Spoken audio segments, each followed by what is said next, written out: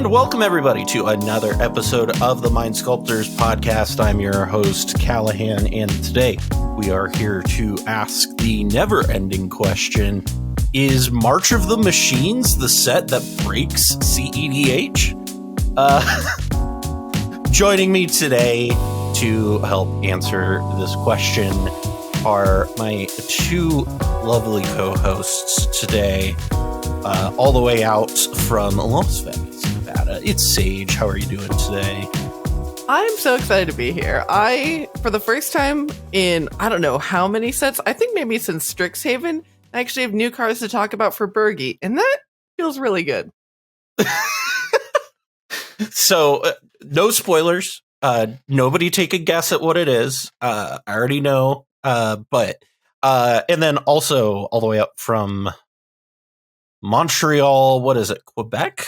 Is that the province? More or less, not exactly, but yeah. Okay, but whatever it is, it's fucking Canada. Anyway, it's that dude. It's Pongo. Hey, French Pongo, Canada. how you doing? Yeah, French Canada. I'm doing well, but I have to say I feel like I'm not getting the proper introduction.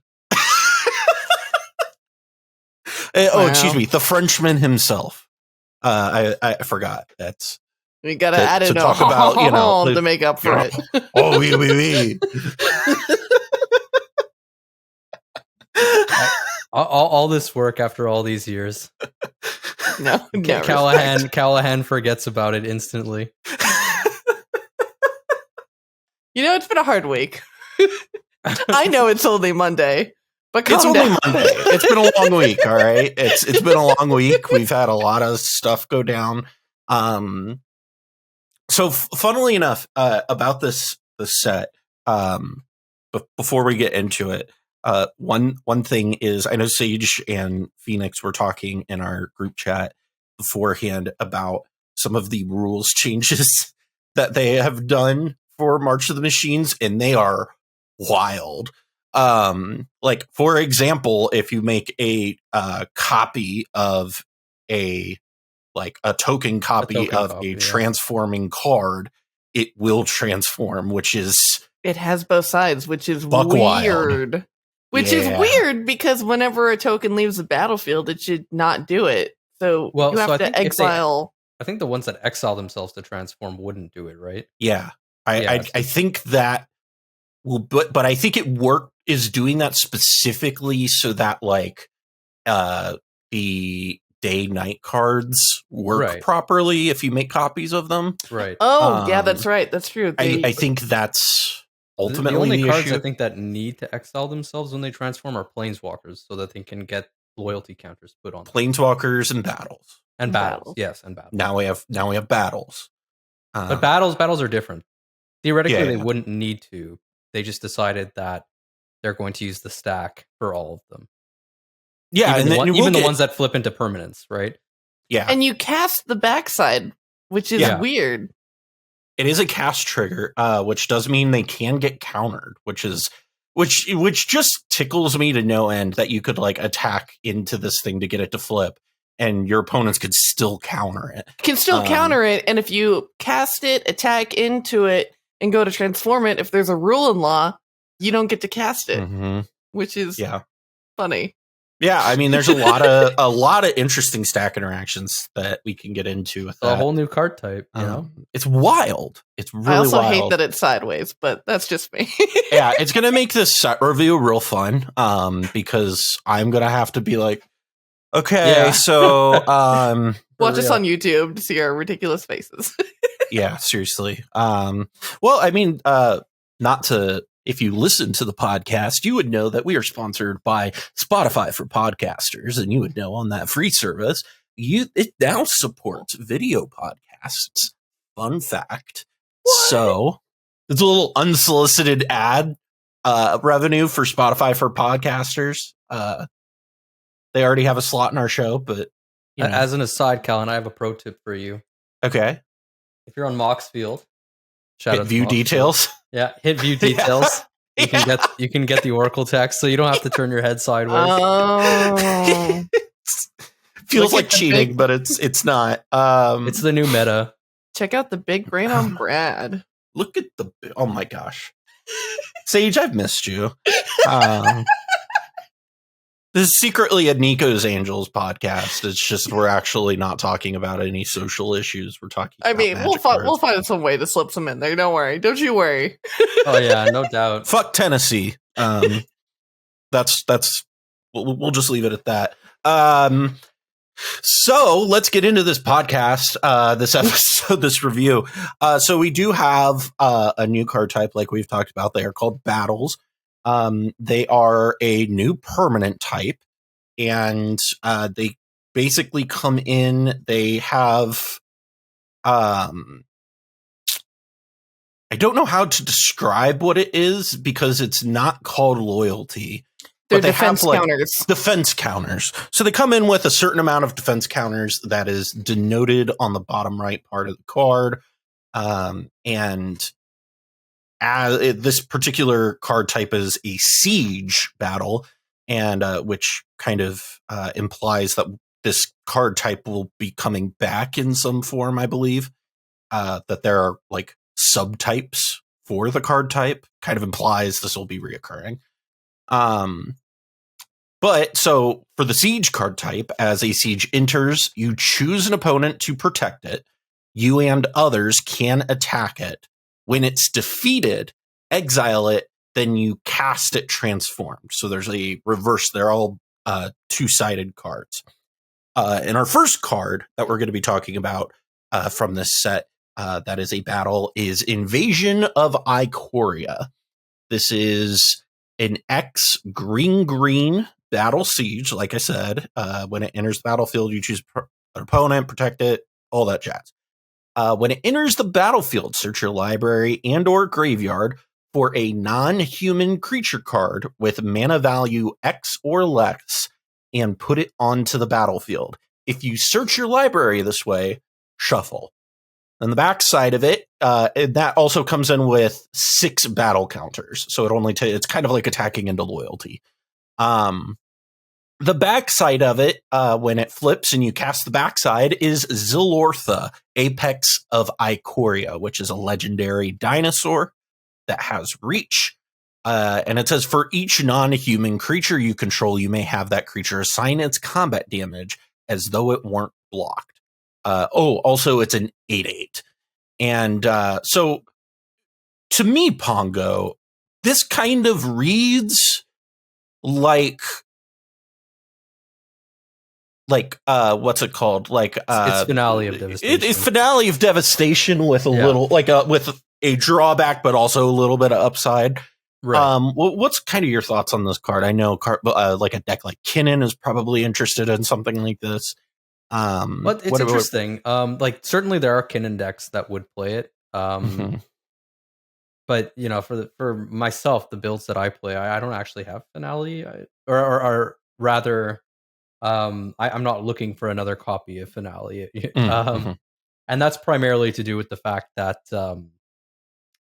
sure, you know, like tutoring a creature is great and all, at least in like kind of like the turbo all-in index. But typically, you know, you want to tutor one creature, you want it to be one of the, you know, like the treasure mage, so that you can find Basalt Monolith, and so you can go infinite. Right.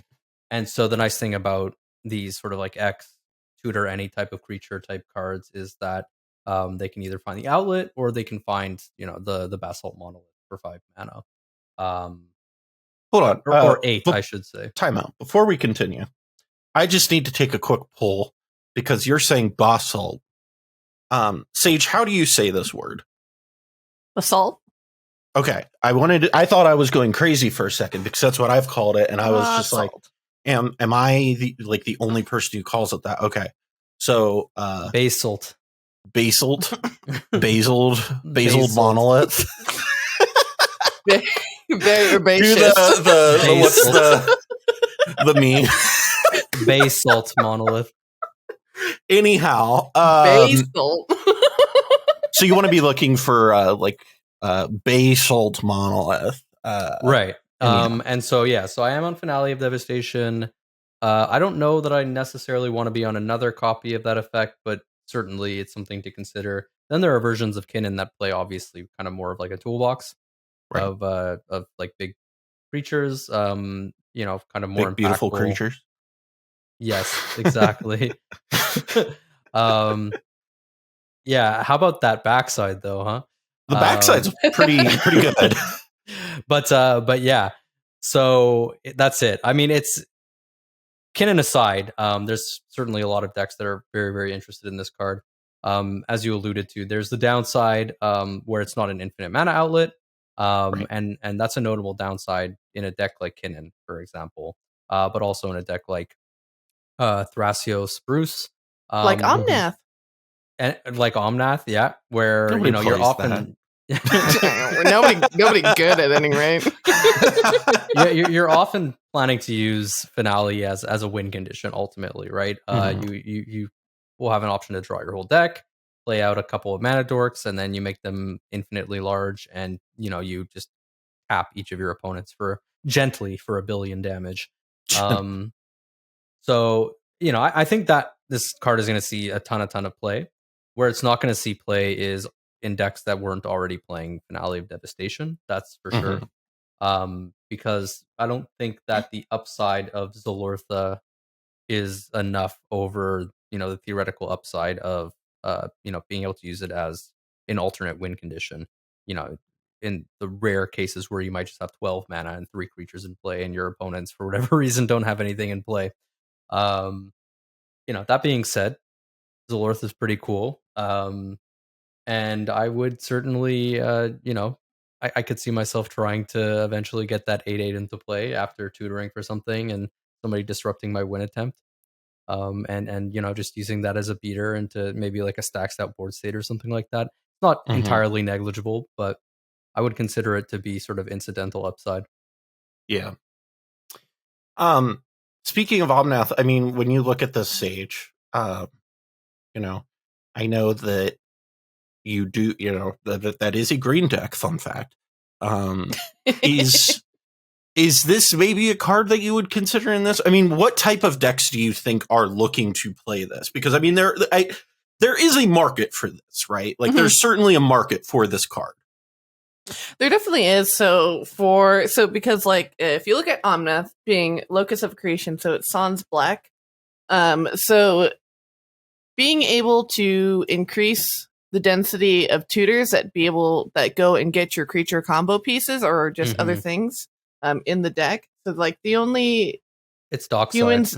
I mean it gets Dockside for 2, which is I was thinking you said it, so that's the probably number one phrase that I say while playing Omnath is Finale of Devastation for X = 2. Everyone's like, gee, what could this be?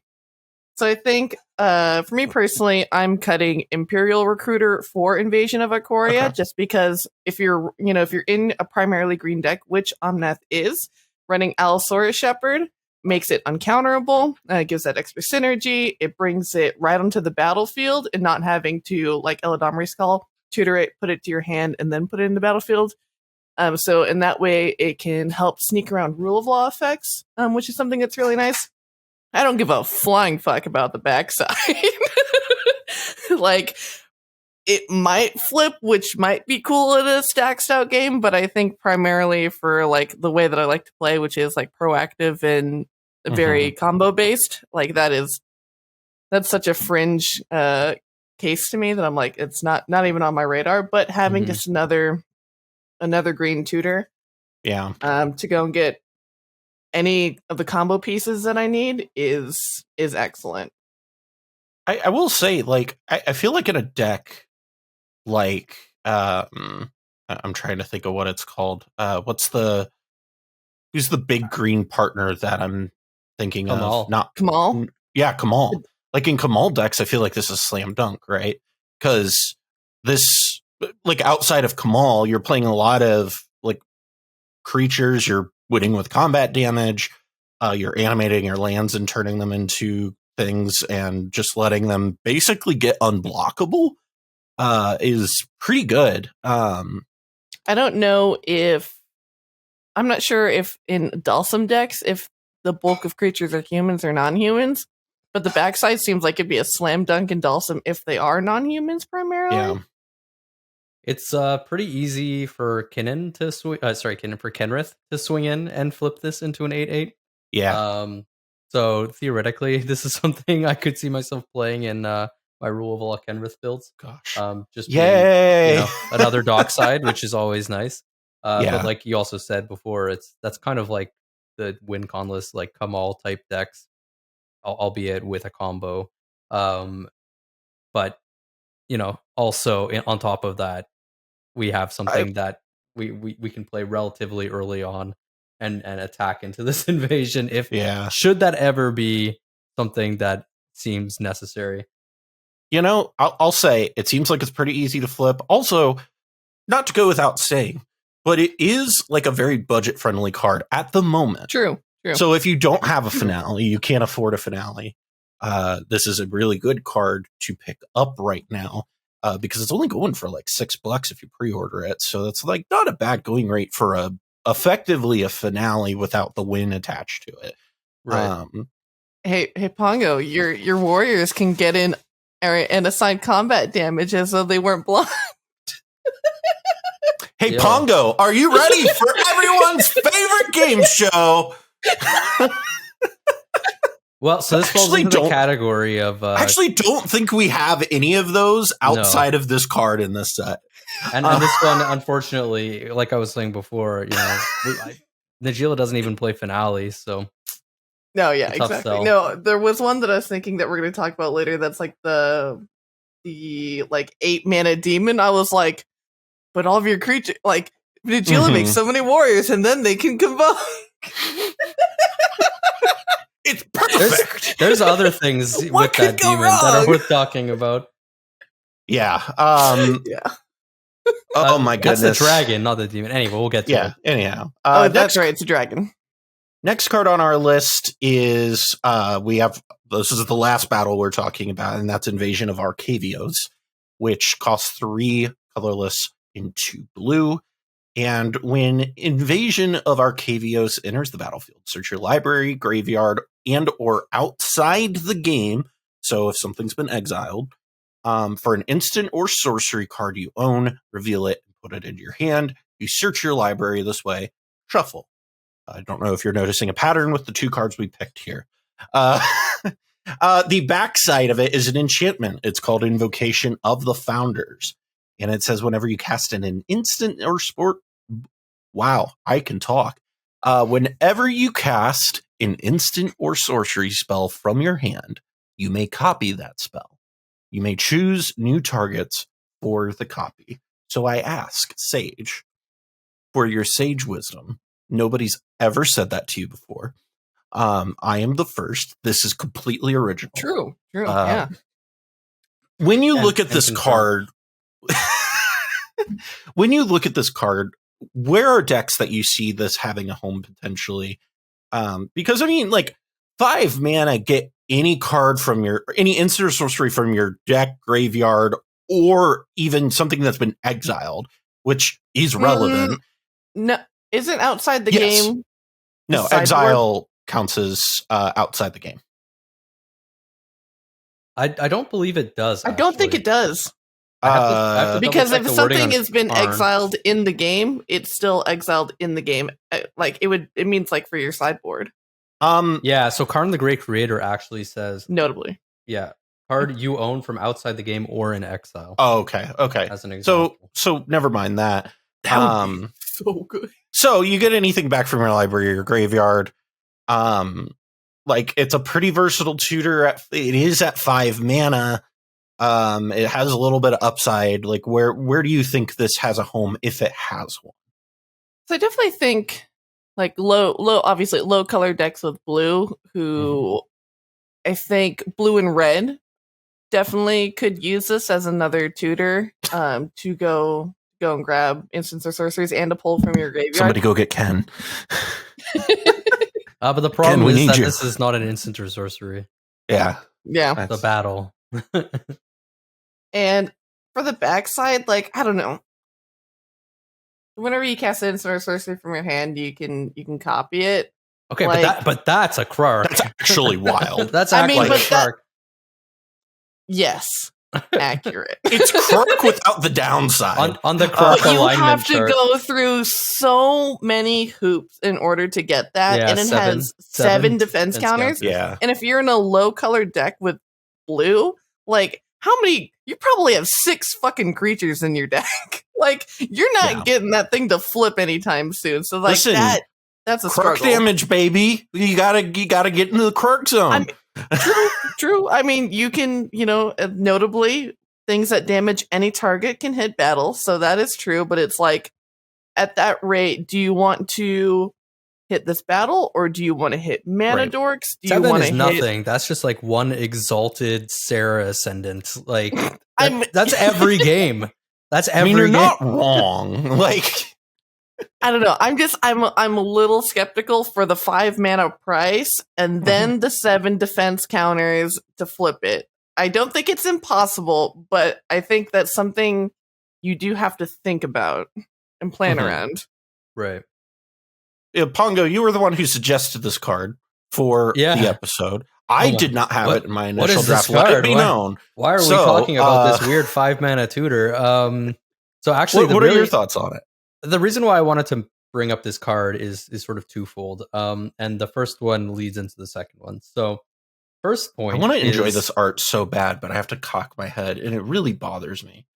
Like, I'm it's talking cool here, art. Callahan. I'm talking here. Sorry, I know you're talking, but I'm also trying to, like, this is cool art, but I have to be like this, and I'm just like, all right, it's annoying. Anyway, so all this to say, tab over to you, battle. Look at you. Battle being a new card type is very interesting, and it's interesting to note that it's a permanent, right? So it's going to actually be on the battlefield, which means that you can interact with it as a permanent. So 7 defense counter seems like a lot, but obviously if you can destroy this, then you can flip it immediately. If you can remove it, obviously not through bounce removal, but anything that will destroy it will flip it immediately. But that's not even the reason why I bring that up. The reason why I bring that up is because there are cards that notably flicker non-land permanents like Displacer Kitten, for example.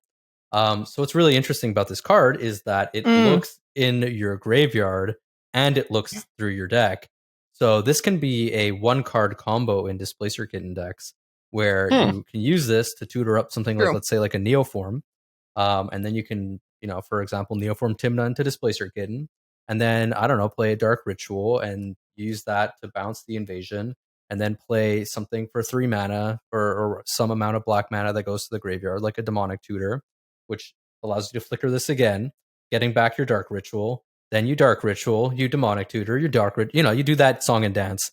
And all of a sudden, this is a 1-card win condition that kind of actually, theoretically, makes Displacer Kitten do something in a wider variety of decks compared to, where it's currently in its niche, which is just in decks where the commander kind of combos with it.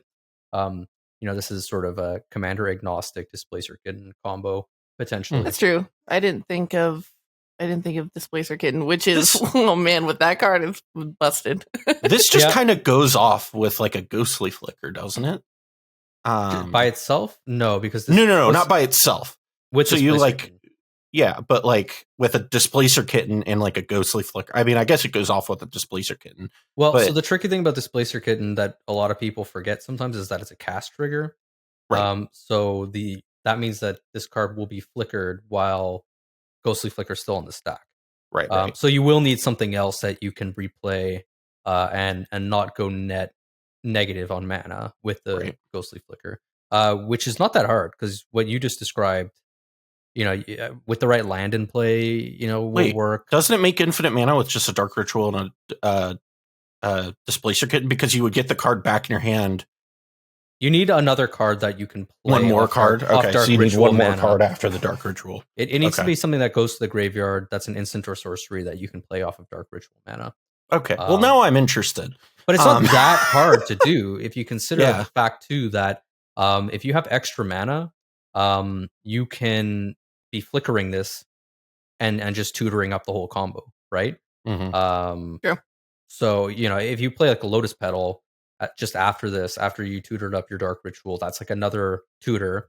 And then now you go find your like demonic tutor to combo with your dark ritual, or just like an entomb to put something else into the graveyard that will allow you to continue looping or something like that. It's nice that it kind of works with like most zones other than exile. Right. And the fact that it kind of is self-contained and everything can be assembled off this one card. So I think it's really interesting. I think that the lines are, right now they're not great. There's obviously like some optimization that needs to be done there.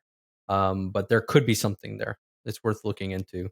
I mean, it seems like it's a pretty compact shell, though. You know what I mean? Like, it seems like it's a lot easier to assemble this than, say, like ISO Rev, right? Because you don't have to find two pieces. You're really just finding a piece. Because once you get this, you get your Neoform, you use your Neoform, get your kitten, and then you're off to the races. Right. The hard part once you get the kitten, is that it's 5 mana, right? Right. But how many things in mono blue target enchantments? Because this would be very funny with Orvar. Well, but it's not an enchantment until you flip it, I guess. Oh, that's true. Right. Even in Orvar, though, because Orvar just has a bunch of like indicate target permanent cards. Yeah. So like I feel like this absolutely goes in Orvar, right? Like you just point at it and this is a battle. This is a battle. This. Did you see this battle? Man, Orvar just craves violence. Oh my god. I want that altar. Orvar craves violence. The problem is that Pongo and I are uniquely mortified by playing a bunch of games against Morgan, who plays Orvar, and it is a nightmare to play against. It really is. It's also a nightmare to play. I don't know if it's so much the fact that it's just Morgan playing Orvar as much as it is Morgan is often playing Orvar while Reed is playing Yorion. And the combination of those two. And I'm playing Arden. And they're so like colluding because it's just like, well, we're both playing bad decks, so it's fine. Like everything we do doesn't matter. Like shaking my fucking head. Yeah, it's rough. Except there was a game, I will give Morgan credit. He only had one land the entire game. So that was a bad game for him. He earned that one. Morgan, if you're listening, I think you earned that one. But anyway, moving on to some more cards that we're going to be reviewing today. Moving into the creatures section, we've got Faerie Mastermind. It costs a colorless and a blue creature fairy rogue that is a 2/1 with flash, flying, and whenever an opponent draws their second card each turn, you draw a card that has the activated ability that costs 3 colorless and a blue. Each player draws a card. So Pongo, this is a card that I think is interesting. It's had a lot of debate surrounding it. A lot of people are I've kind of noticed the talk around this card is people either really like it or they don't like it. And then there's like, the Reeds of the world who are like, yeah, it's fine. Where do you fall on this card? Where do you think this sees a home? Is this a format staple? Is this awful? Or is it fine? Like, where do you stand with this? I tend to agree with Reed, where it's just like, yeah, it's a card. It's fine. I'm also in Camp Reed. Yeah. Which that sounds like a military installation. It kind of does. Yeah.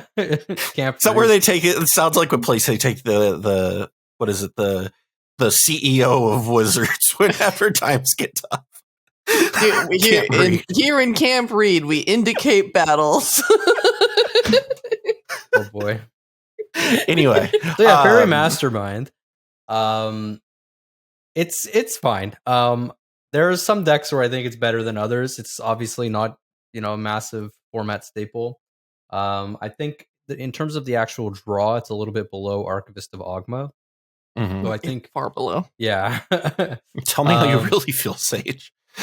And so the fact that it has flying is kind of nice upside in like the Tymna type decks of the world, which is where I could maybe see this seeing play. or alternatively, maybe in low color blue decks that are already kind of struggling to have enough like super high quality playables, another place for it. It's worth also pointing out that this has the Kenrith ability for 3 and a blue, where each player draws a card, which is not just token text. That can actually turn off somebody's Thassa's Oracle combo, like Right. it does occasionally in Kenrith. So that's incidental sort of upside there. And we're seeing more and more decks starting to also play Notion Thief again. And so conceivably, if you get this and Notion Thief out, do I want to activate Thrasios and draw a card, or do I want to pay 4 mana and draw 3 cards, or 4 cards, I should say? Right. That seems pretty reasonable. So I think I could see this seeing play in like a Thrasios Timna Shell, or like a Timna Malcolm type deck. Theoretically, if you're going really deep in like a Timna Crom deck, but I think that probably not. Or I feel like I feel like Thrasios Bruce way faster than I would play this in Timna Crom. Yeah, and I don't particularly love it in Thrasios Bruce either. So I think it's kind of a few niche locations where it'll be reasonable, but will people still be playing it in 3 years? Probably not. I'll tell you my favorite part of this card is it's a 2/1 and it's clampable. It is clampable. So clampable. I want this to be a format staple, because I need more things that I can clamp. I want to listen. Nothing is more satisfying than clamping my opponent's Ragavans. Nothing's more satisfying than having a skull clamp down and be drawing all these cards, and people play a Notion Thief and they're like, "Aha! I've gotten you!" And then you clamp their Notion Thief and they feel sad. It took us less than 30 minutes to get the obligatory Arden mention this episode. Listen, it used to be Lavinia. I've moved on. I've grown. I've gotten a deck that has access to Thassa's Oracle and good tutors. I think this is growth. Let's be honest. we get it is a positive change. Sage, when you look at this card, you did say you thought this was significantly lower than Archivist of Ogma, or something along those lines. When you look at this card, where do you think that this fits for you in the metagame? Like, do you think this is worth playing? Because I know I've seen like Cal talking about this, right? Like on Twitter, like he's been surprised with how good it's been. I've also seen other people who have talked about how bad it's been. So it's just like it in your eyes, like, where does this fall? So I think it's one of those that it feels like such a cop-out to say, but it does feel pretty meta-dependent, where if you are in pods with a lot of blue and white, where we have a lot of card drawing, a lot of Mystic Remorse, a lot of Rhystic Studies, a lot of Archivist of Ogma, a lot of those kinds of effects, you're just going to incidentally draw cards. Why I like it and why I'm running it, why I'm slotting it into Omnath, is because it fits very nicely at the 2-mana slot, which means that I get to Eldritch Evolution it into Emil for my combo, or also into it. I get to turn it into something else. I get to Neoform it into Spellseeker, which gets me into a combo line. And so it being at that 2-mana creature slot does give it a really nice boost in order to make my other tutors and other synergies better. But if your deck doesn't include those and you're looking for just the generic value piece, I don't think it's it. For the corner case of getting the Thassa's Oracle player on the stack, like, there are other ways to do that. There are so many cards that we've talked about over the past 2.5 years at this point, where we have been like, well, here's this corner case where it can actually get Thoracle. We talked about that with Lauren. We've talked about that with a bunch of different cards.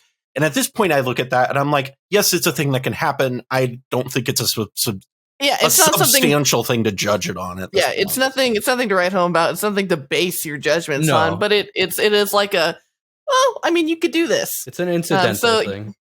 Yeah, and so for it to be a creature who passively draws me cards when I primarily do play with a lot of Rhystic Study mid-range grindy players who who are drawing multiple cards each turn, it's nice. It's also nice to have a blocker that can block Najeela, that can block Timna, and all these other kinds of cards that we see very frequently. Here's my question. Because I look over here at EDH top 16, and obviously we know that a huge segment of the player base right now is on Tymna Kraum. That is a vast majority of what people are playing in tournaments right now. Here's the question I have for both of you, is because we've both kind of identified, all three of us have kind of identified that like it feels bad in Tymna Kraum, right? Like it doesn't feel like, it feels good on the one half where you have Tymna, but you also feel like you could probably be playing better cards. The fact that it has flash, though, that is good, substantial. Right. That is good. But here's my question ultimately is, if I'm going to be playing a Tymna Kraum deck, I'm looking to go to these tournaments that are going on, and I'm looking to look at this type of flash. I mean, it's kind of a thief effect, but not really. It's like a value thief effect almost, except it's not a thief effect. It's in the same vein. Am I just playing Notion Thief? If I'm competing for slots, because I mean, like, slots in Tymna Kraum are tight, very tight, right? Like that deck is like pretty like solid. And so my question is if I'm looking for flex slots, is this even going on my board of flex slots? Because I can see where if you're in a meta where this, like, Tymna Kraum is everywhere, this is a really good flex card. But do I want it in my deck as a flex card? And is it good enough in that case? Then it like becomes a feedback loop, right? Like, so that's my question.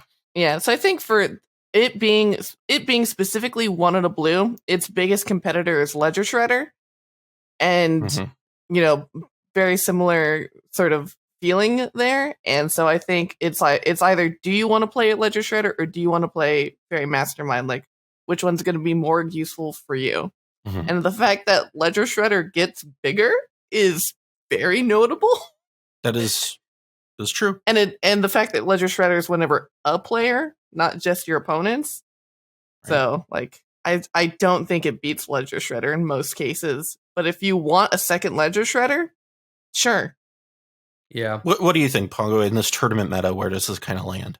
I mean, the Ledger Shredder comparison is pretty apt one, I think, because most people, I think at this point, have probably cut Ledger Shredder from their Tymna Kraum deck. Yeah. Well, I'm not the biggest fan, but I think it's a cool card, and it's certainly seen quite a bit of play since it's been printed. And I think it's reasonable. And I think this is a perfectly reasonable card. I don't think, like, if you play it in your Tymna Kraum deck, it's not going to go off the rails as a result. It has relevant text, and then it's also a flash flying attacker for Tymna, right? Like, so the floor on it is pretty reasonable. If we look at, like, for example, Brian Koval playing Loyal Apprentice, you could conceivably see it as a similar type of slot to that. Obviously, I'm not trying to equate them perfectly. Loyal Apprentice, makes two attackers with haste.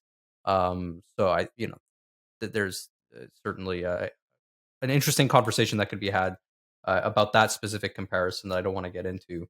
To your point about Notion Thief, though, I would probably tend to err on the side of wanting to play Notion Thief before this, just because, as you pointed out, Notion Thief right now feels like a very, very powerful hedge against, all the kind of like the Tymna Kraums, the wheels that are going around, turbo Tymna decks, like, and while it is more mana, it's just so much more powerful hate effect.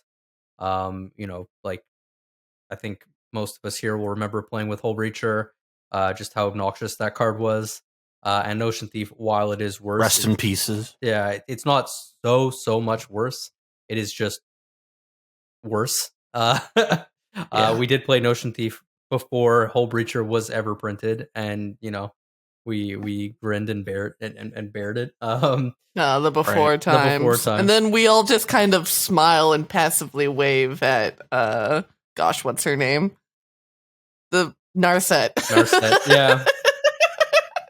I mean, some of us remember playing Narset too. Well, I mean, there was a time where, like, not to harken back to what we talked about on our podcast last week, is something that Phoenix said, is that creatures just kind of keep getting better and better.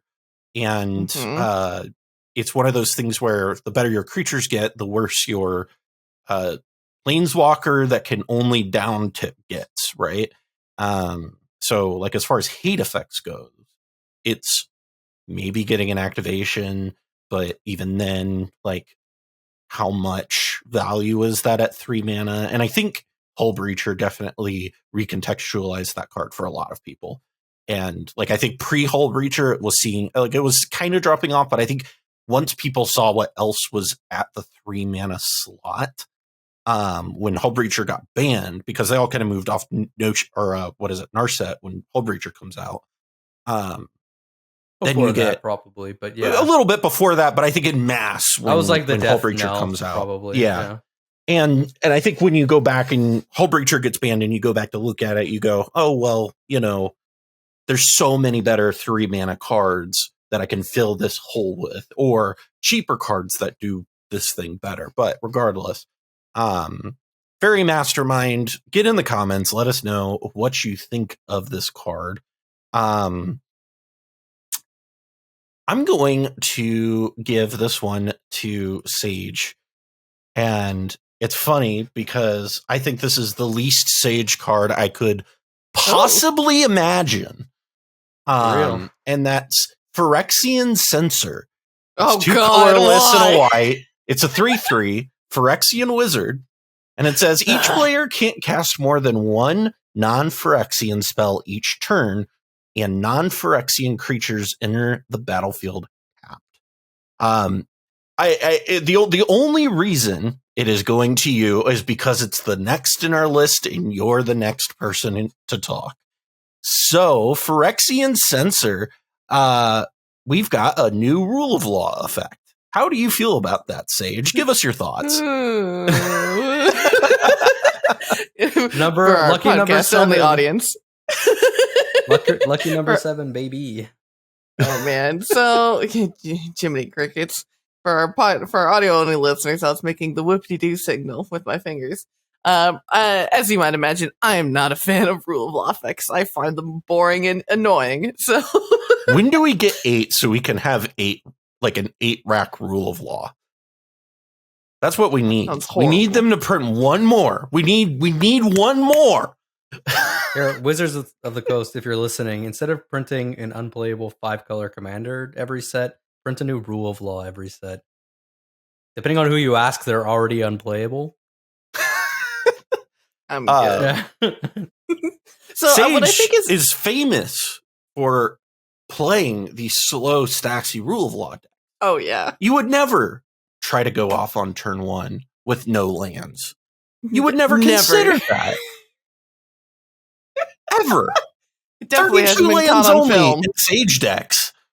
32? Oh my god. Try 35. No. So what I think is I think there's sort of an interesting tension to this card is, yeah, if you want rule of law, play another rule of law.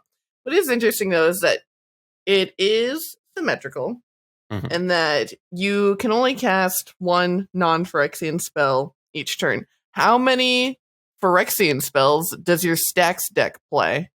How many Phyrexian creatures does your Stax deck Phyrexian play? Revoker. To be fair, they have errated a lot of cards. Yeah. Phyrexian Revoker. Winota might even right now. Winota also plays Skrelv.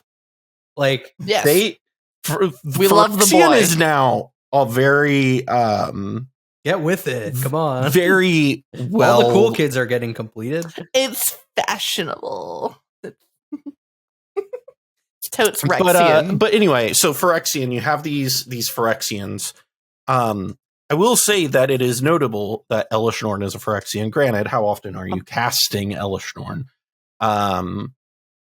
But I mean, there are a lot of really good Phyrexian cards that are incredible hate pieces. One that comes to mind immediately that is in standard and it makes me want to vomit is Shieldred. And that sounds just nightmarish to me that somebody can play this and then play a Shieldred and just keep doing things. Kind of makes me want to end things. just cut it all out. Soulless Jailer. Soulless Jailer. I forgot that is a Phyrexian. I love that card. But they have errated a lot of cards. There are 457 Phyrexians.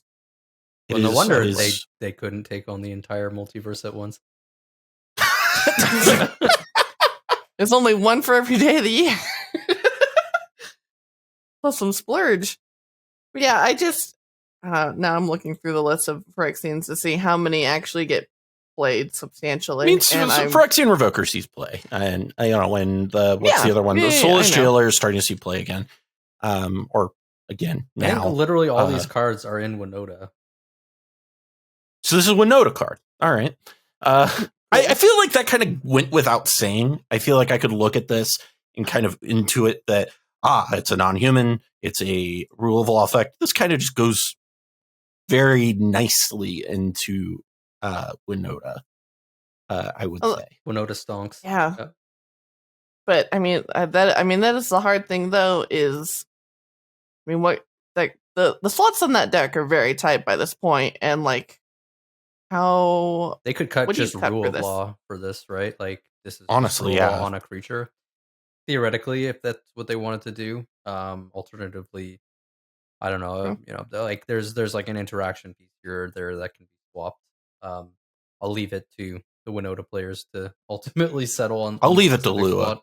Yeah, exactly. I'll leave it to Lua. I think it is a no-brainer that makes those decisions. And it is a no-brainer in other stacks decks that were already playing Rule of Law, as you mentioned, Sage. I know that I'm playing it in Rule of Law Kenrith, as I alluded to before. Just because that deck was already playing. This is just the 7th Rule of Law. I'm kind of even considering playing Possibility Storm again, and just being like, okay, can you not? You gotta have what the Boseiju. Like if you don't have the Otawara, you've got like what if we just played fun Magic cards? Like Possibility Storm is very fun. You know what?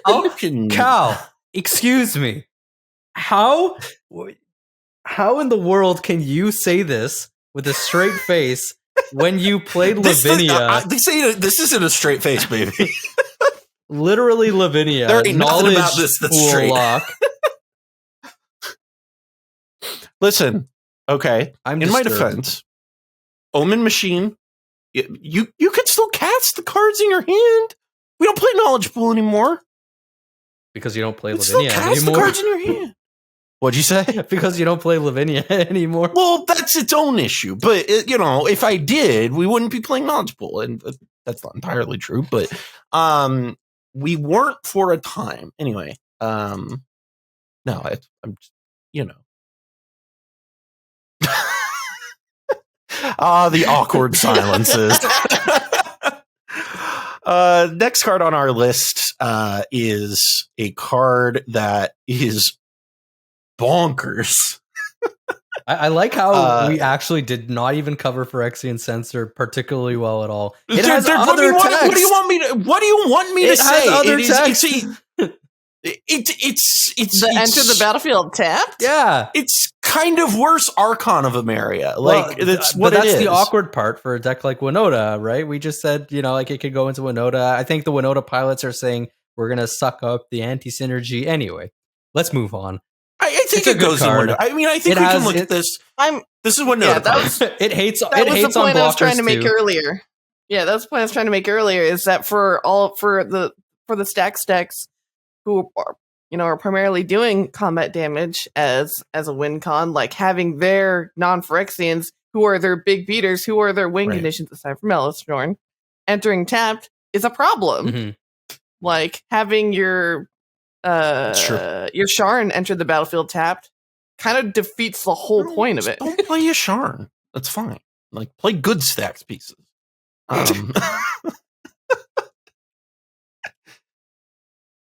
I'm sorry, I'm on one tonight.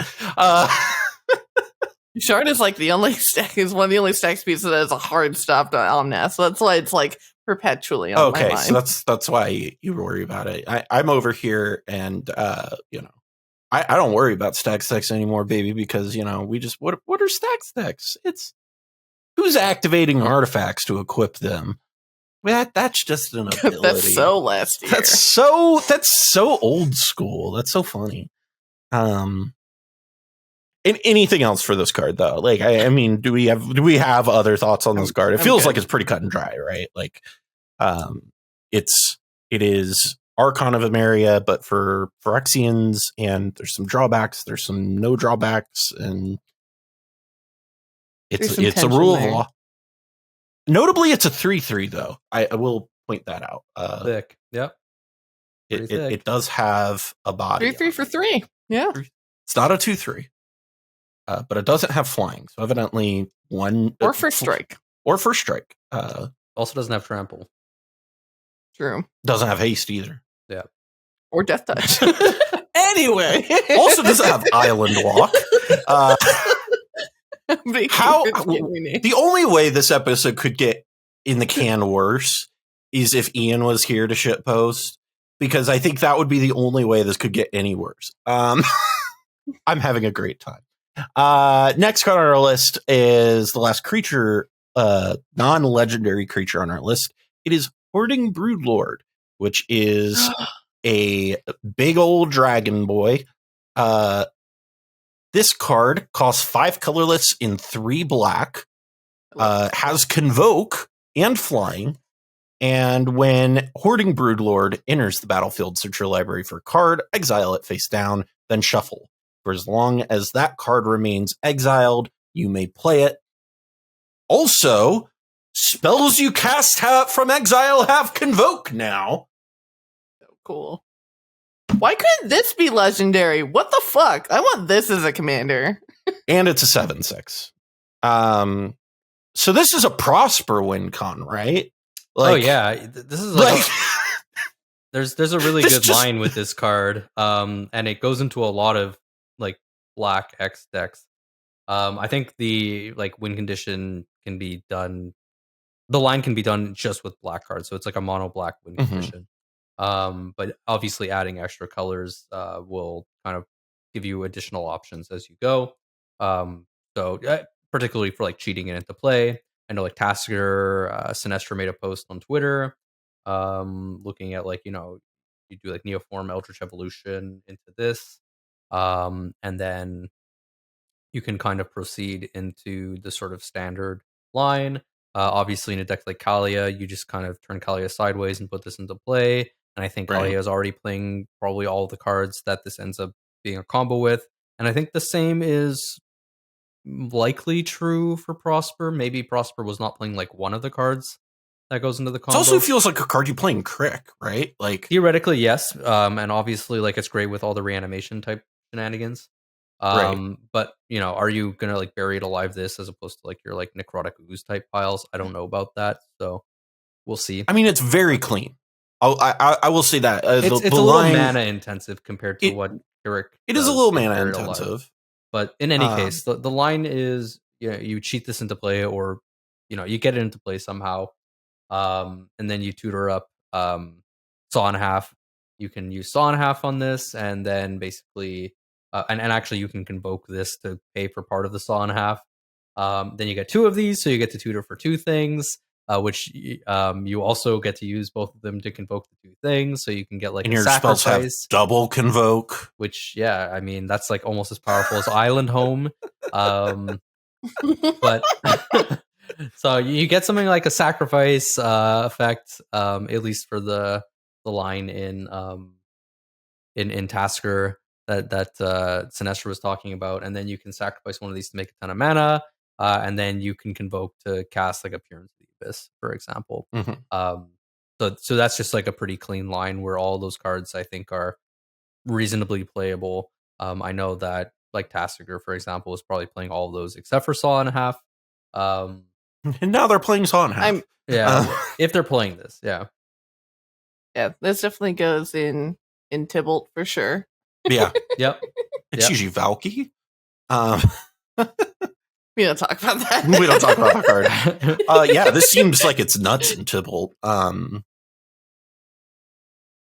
My biggest thought with this card is that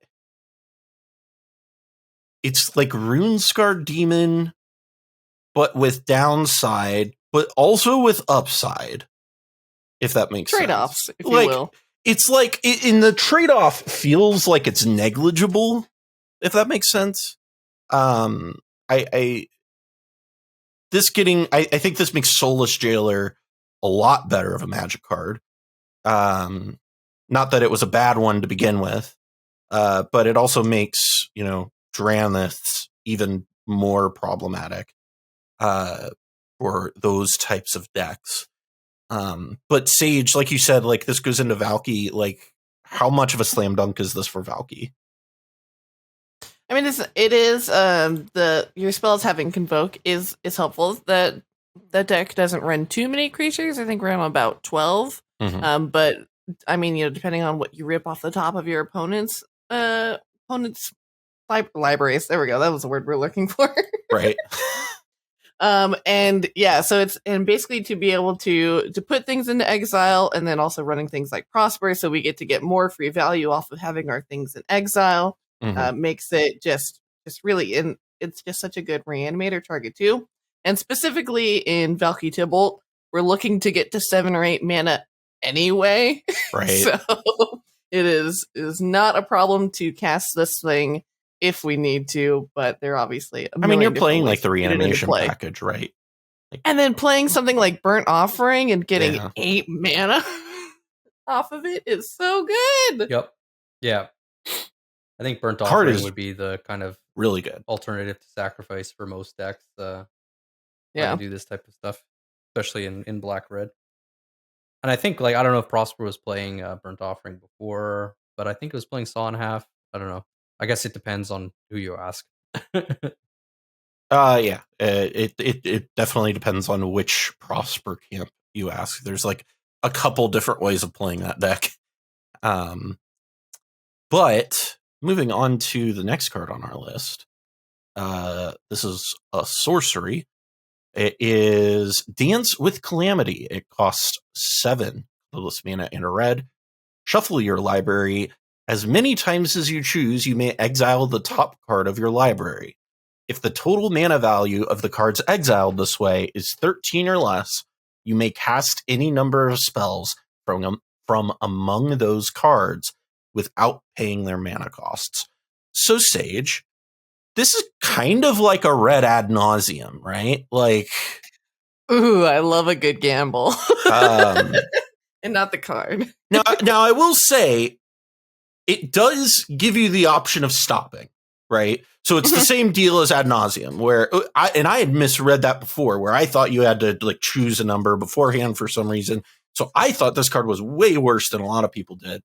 And now I've like reread it just in this moment, and I'm like, oh, okay, I get it now. But this is kind of like a nauseum but like scaled back, but also like pushed to infinity somehow. Yeah, so 13 or less is interesting. So specifically in the context of Bergie's CMC is like 1.2. Mm-hmm. And so, and with a lot of those being 0 or 1 mana instants or sorceries or some kind of artifact. And so very likely pulling 15, 16 cards off the top, depending on what else has happened over the course of the game. And pull up the card. I mean, how does it feel as a mono red player to be able to play mono red ad nauseum now? Like, I mean, that's what I really want to know. I mean, 8 mana is a lot, but it's not impossible to get to. And if, there are some times in Bergie hands where you just end up with all of the mana in the world and nothing to spend it on, and you just need something to go. And I think this is a very interesting huge piece of acceleration that can really help, push you past those like huge slumps of like lands that you get into in the middle of the deck. Because the problem with cantripping through most of your deck and relying on that 1-for-1 sort of card velocity is that if you hit a land, you're fucking dead. Like, your turn's over. And so being able to turn through like just those packets of lands that you get on the top of your deck at some point is very interesting. Also, with being able to do some top deck manipulation with the backside of Bergie with the horn and also a Sensei's Divining Top. Like, that's some other like tricky ways that you can kind of filter through and be able to see what you're going to exile before you do, which can help you give you a better mind of how much you can keep going, which I think is interesting. Yeah, it's a really cool card. I'm very excited to try it out. Yeah, I look at this and I feel like, one, obviously red decks are going to consider this, right, Pongo? Low color red decks, I feel like. One deck that I think of that specifically I've been thinking about would have been a lot better in days past when Paradox Engine was legal, but alas, is a deck that I think of when I think about this actually is like Joyra Weatherlight Captain is a deck that could really benefit from this card. Yeah. No, that's fair. Yeah. I mean, that deck kind of lost everything after Paradox Engine was banned. Listen, I know that used to be my main deck. Yeah. I don't know that, every red or low colored red deck is interested in this. I don't like, for example, Godo, as far as I can tell, probably wouldn't be that interested in this. It really feels like you need to be on sort of the stormier end of mono red. And mono red kind of goes like three ways, I guess, like where one of those three ways is just Godo, like himself. And like he's like one pillar in mono red entirely. And then the other is like either you're kind of doing like stacks or you're doing kind of stormy, and like that's like prison, mono red. So like, there's like 2/3 of mono red that's not interested in this, and then I guess like you said, maybe some blue red decks maybe would be interested in this, but I actually don't think that this is going to see all of blue that red, black red. Yeah, even in black red, I'm not convinced, because in black red you've got Adnos, right? And you would probably play Peer into the Abyss before this. As well, but I think that this like really feels like it's got like a very, very particular niche of kind of like low to the ground, stormy mono red decks, and so Bergie kind of fits the bill perfectly. So I can understand why Sage is excited about this card, but unfortunately for myself, I don't see myself playing this in any deck that I play. I mean, I would genuinely put this into Joyra immediately, because I think this and Prosper. I mean, there's so many there's so many cards that are just casual staples or casual weird cards that you can just throw into Prosper and they're good. To be fair, that's the problem with Prosper, though. Yeah, that's kind of the issue with Prosper. But there's like a Prosper problem in EDH. Yeah. But anyway, we don't have to get into that. Dance with Calamity definitely looks like a good way of kind of getting out from under the issue that Sage described that Joyra tends to run into, which is after Paradox Engine was banned, you kind of got into this position where that deck couldn't just keep going, right? It needed something to help it push through the pockets of land. And that used to be Paradox Engine. Nowadays, you really don't see that all that often. Dance with Calamity, however, I think giving a deck that's pretty low to the ground, like Bergie, like Joyra, a pseudo ad nauseum, I think is very exciting for those decks and those people. I think it's a really cool deck. I also think, and I mean this in all sincerity, I also think this is very strong in a Krark deck. I think a Krark Sakashima deck should absolutely be considering this. I'm sure you're shaking your head. Jessica's will eat your heart out. But I mean, like, this right here gets you to the place where, I mean, it gives you, again, I'm going to evaluate it. It's a Peer into the Abyss, right? And so I think that if Krark Sakashima had access to Peer into the Abyss, it would absolutely consider playing Peer into the Abyss. And I think that with that being said, you kind of have access to a Peer into the Abyss ad nauseum sort of card. And I think it's worth considering. I don't know if it makes the cut. I don't play those decks, but I have played a lot of blue-red, just straight up Is It Storm in my life. And this is absolutely a card that feels like a payoff in those colors and is something that I would absolutely consider because it feels like something that would help push you over the hump. Because something it's very good at doing is making a lot of mana out of nowhere. And it can just kind of like just go right, ritual, so on and so forth. Like it's something that blue red is very good at. And it's also very easy to tutor this in blue red. So I think that this is a card that I see really that is it like space. Another deck that I think this is really good in is Mizzix. And the 100%. What's the other one? The newer Mizzix, the one the spleen face plays. Blue red guy. Vadric. Vadric. Yeah. I also think this is very good in Vadric. I mean, those two make sense. Yeah. And they deal with the main problem that this card has, which is that it is a lot of mana.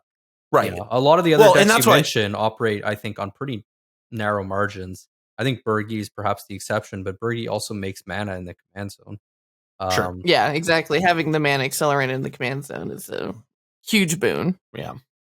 And like I said, I'm not saying that it makes the cuts and should be in those decks. I'm definitely like if they're not in Mizzix and they're not in I've already forgotten the name of the other one. Vadric. If they're not in those decks, I will be genuinely shocked because this is a payoff for those. And they're already like Mizzix is already paying that Fire Mind spell, right? Like what's it called?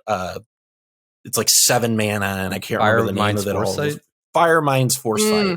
Like it's already playing stuff like that. Yeah. So this feels like this is you'll get maybe your 2 cards off of this, but that's okay.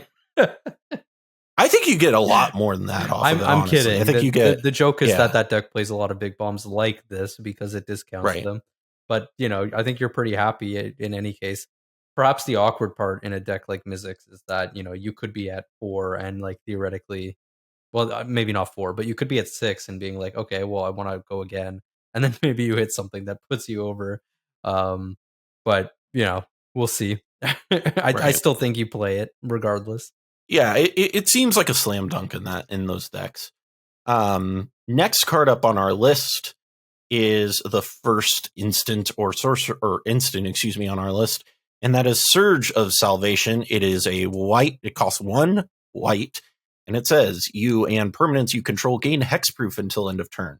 Prevent all damage that black and or red sources would deal to creatures you control this turn.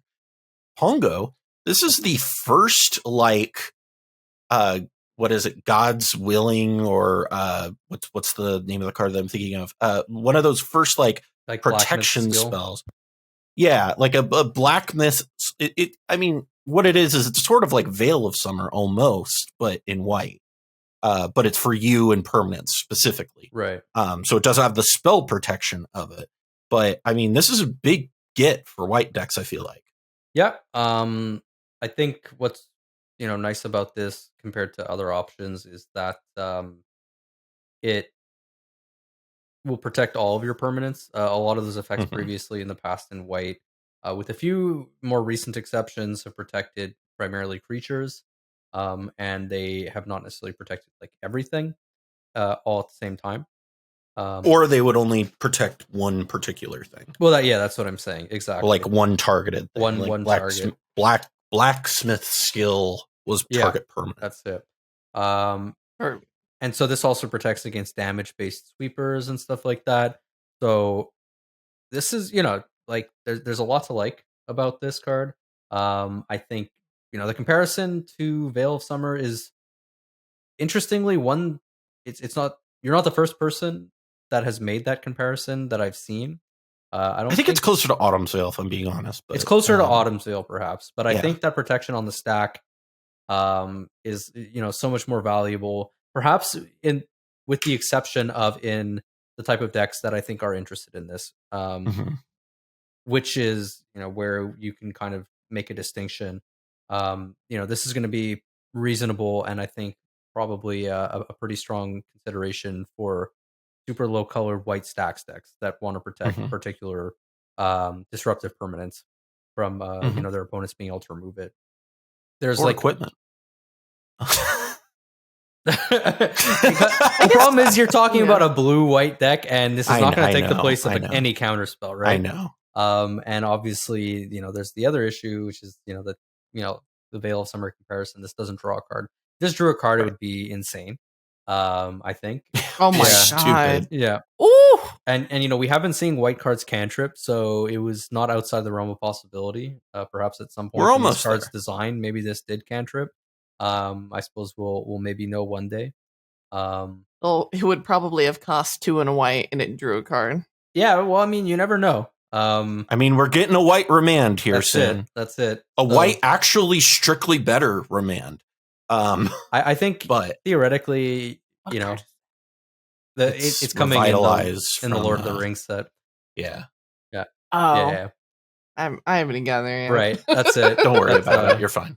But yeah, no, this is totally fine. I think conceivably you're gonna play this in your Heliod's and your Charles whatever deck.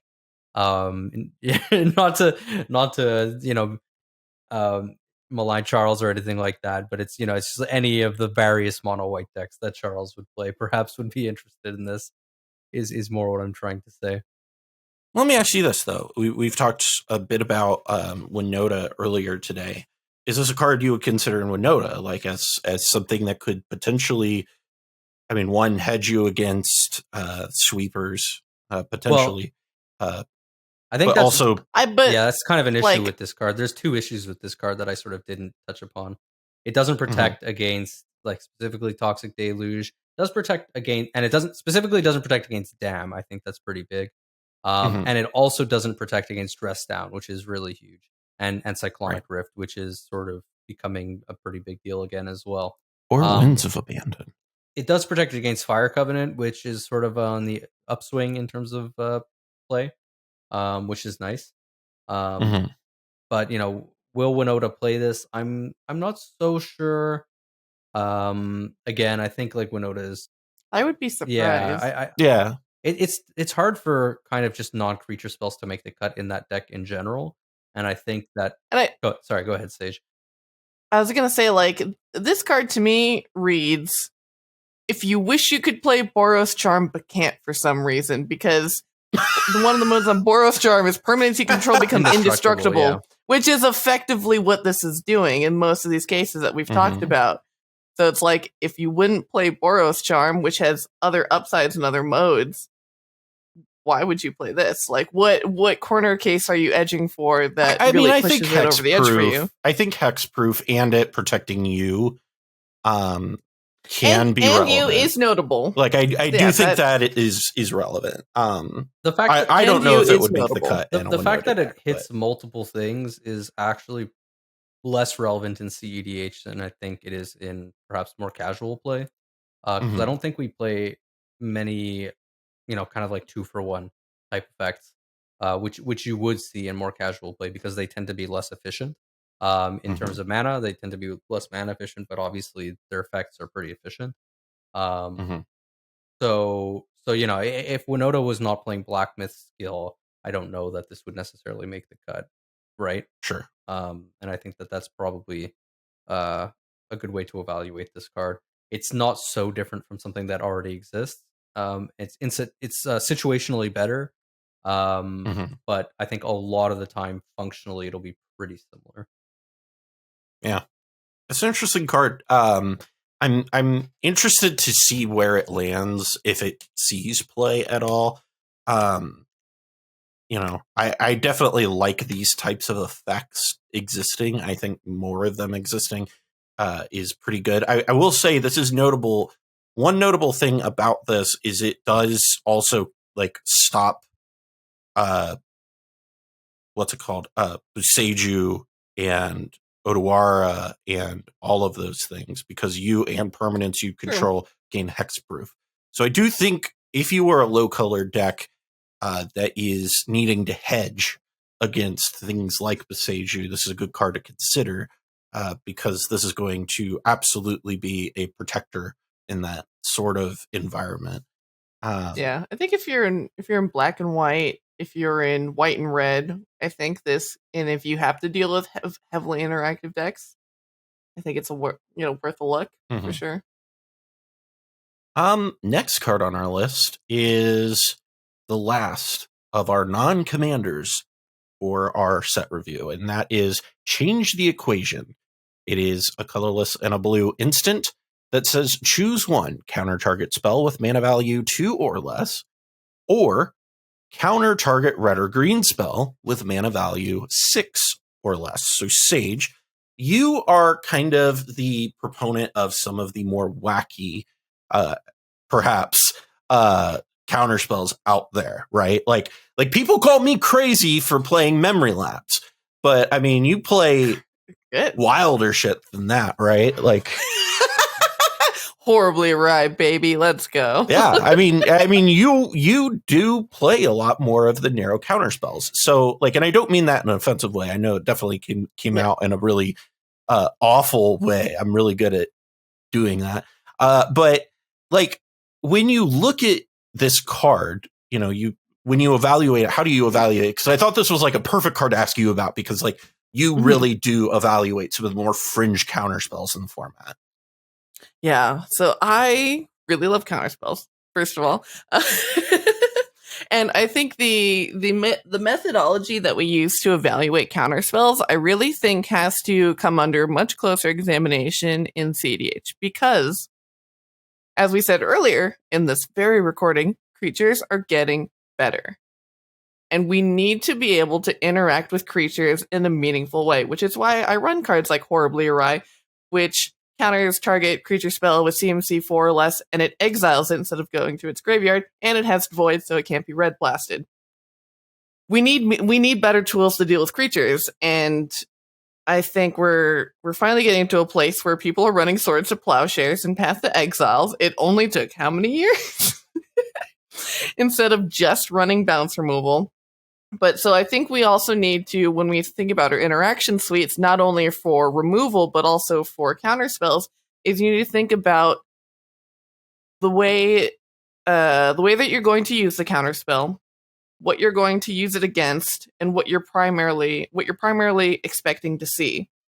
So I love, Spell Snare is one of my favorite counter spells there is. It's, counter target spell is CMC 2. That hits most of the win conditions in our format, in our sub format.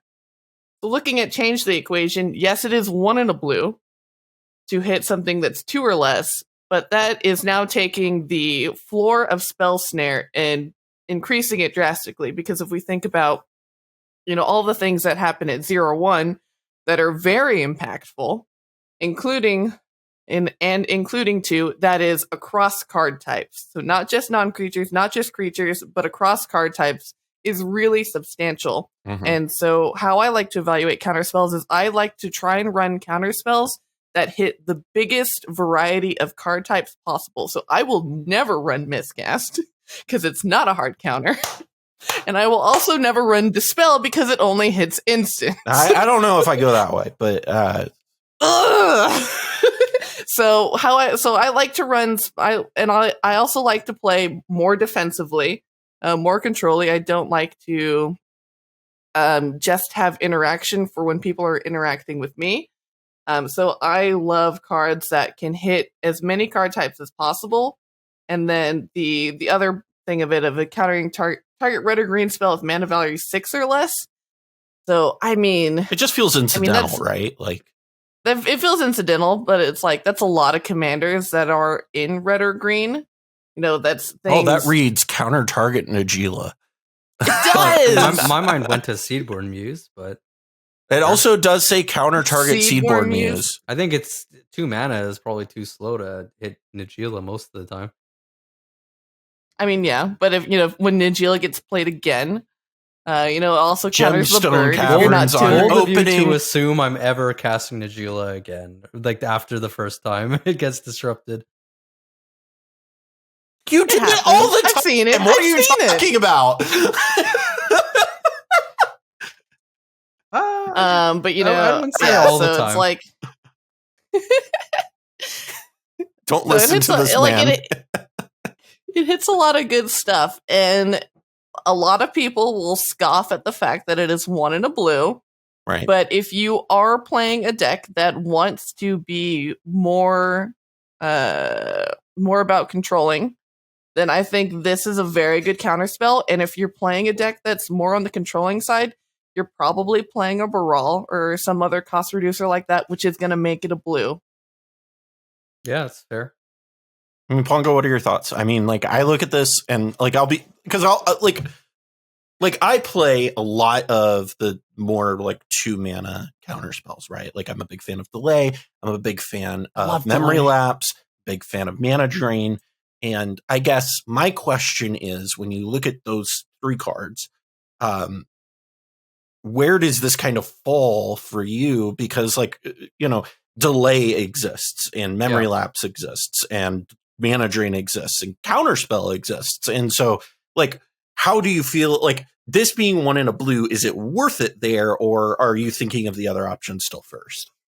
Yeah, so it's funny because I'm on the absolute opposite side of the fence to Sage, where I absolutely want my counter spells to protect my spells. And so I love 1 mana interaction because, you know, it beats this 2 mana interaction pretty handily. So as far as this card is concerned, you know, jokes aside, I think you have to be digging pretty deeply into the counterspell suite before you consider it. And if you are, then it can become a consideration. But a lot of decks already aren't playing Delay. That's kind of changing to some extent. You know, some decks are starting to pick it up again. I think you would play Delay before you play this. I think you would play Mana Drain before you play this. And, you know, based on, you know, sort of like what Sage is saying about wanting to have good coverage, you know, I think there's a reasonable argument that you would even play, you know, classic counterspell before you play this. I would agree. If there's some reason why you can't play double blue, I would ask, what are you doing? Yeah, that's it. Double blue is and pretty easy to do double blue. I think with the way our, you know, mana bases are constructed in this economy, days. you can afford it. Well, it's more that mana bases are so free these days. But mana bases are so free, especially when you consider access to treasures. Yeah. And it's like, if you're playing a slower, more controlly, heavily blue interactive deck, you're going to have you double tend to blue. want a lot of blue mana anyway. That's it. So I think that's where like a lot of stuff starts to stack up against this card. It's not that it's necessarily a bad card. As we mentioned, it does have pretty reasonable coverage for a good amount of things, but it does miss some really notable cards, namely Ad Nauseam. And that's True. That's rough. So I think that puts it below some of the things that I just discussed. And so if you're playing all of those cards already, that means you're really going deep into the counterspell suite. Obviously, Baral is, you know, going to play this card. I think pretty happy to have it. But I don't know that there's that many decks that are digging so deeply into the counter magic suite that they would also find a slot for this card in addition to, you know, whatever removal they're playing, all the other counter spells they're playing, you know, all the tutors that they're theoretically playing to actually play their proactive game plans. So yeah, I don't think it's going to see a ton of play. It might see some niche play in some decks that are digging super deeply for counter magic. Low color blue decks that don't have a ton of options for other forms of interaction and might have more slots, for example. But you know, once you go into higher colors, slots get so tight so quickly. Right. Well, now we are in the section with the commanders. And the first commander on our list is Zimone and Dina. It costs Soul Tie. It's a legendary human dryad creature that is a 3/4 that has a static ability. Whenever you draw your second card each turn, target opponent loses 2 life, and you gain 2 life.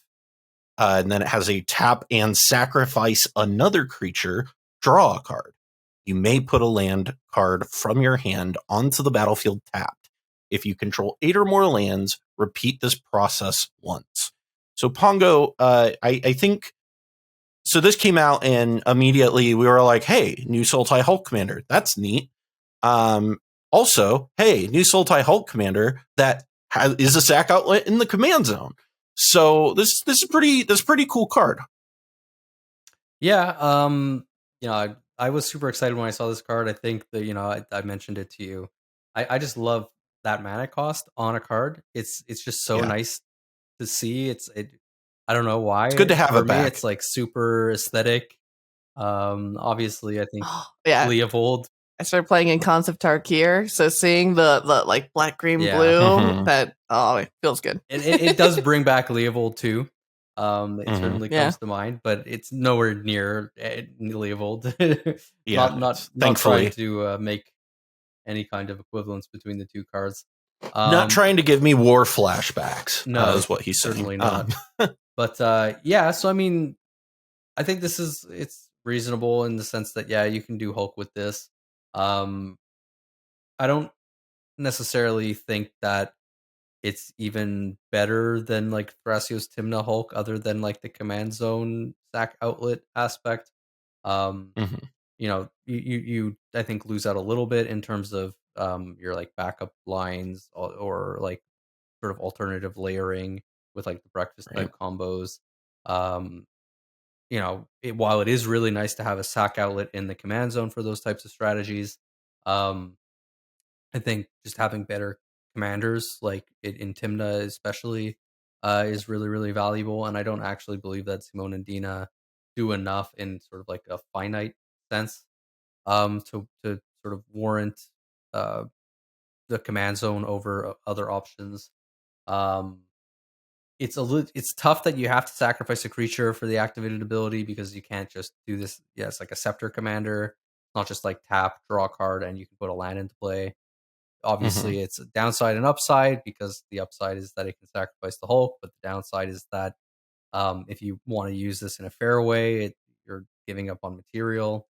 So I don't actually think that this is going to be a particularly great deck, let alone a particularly great Hulk deck. But it's interesting. I like the mana cost. Yeah, it's a cool concept. I like seeing some of these team up cards were really fun.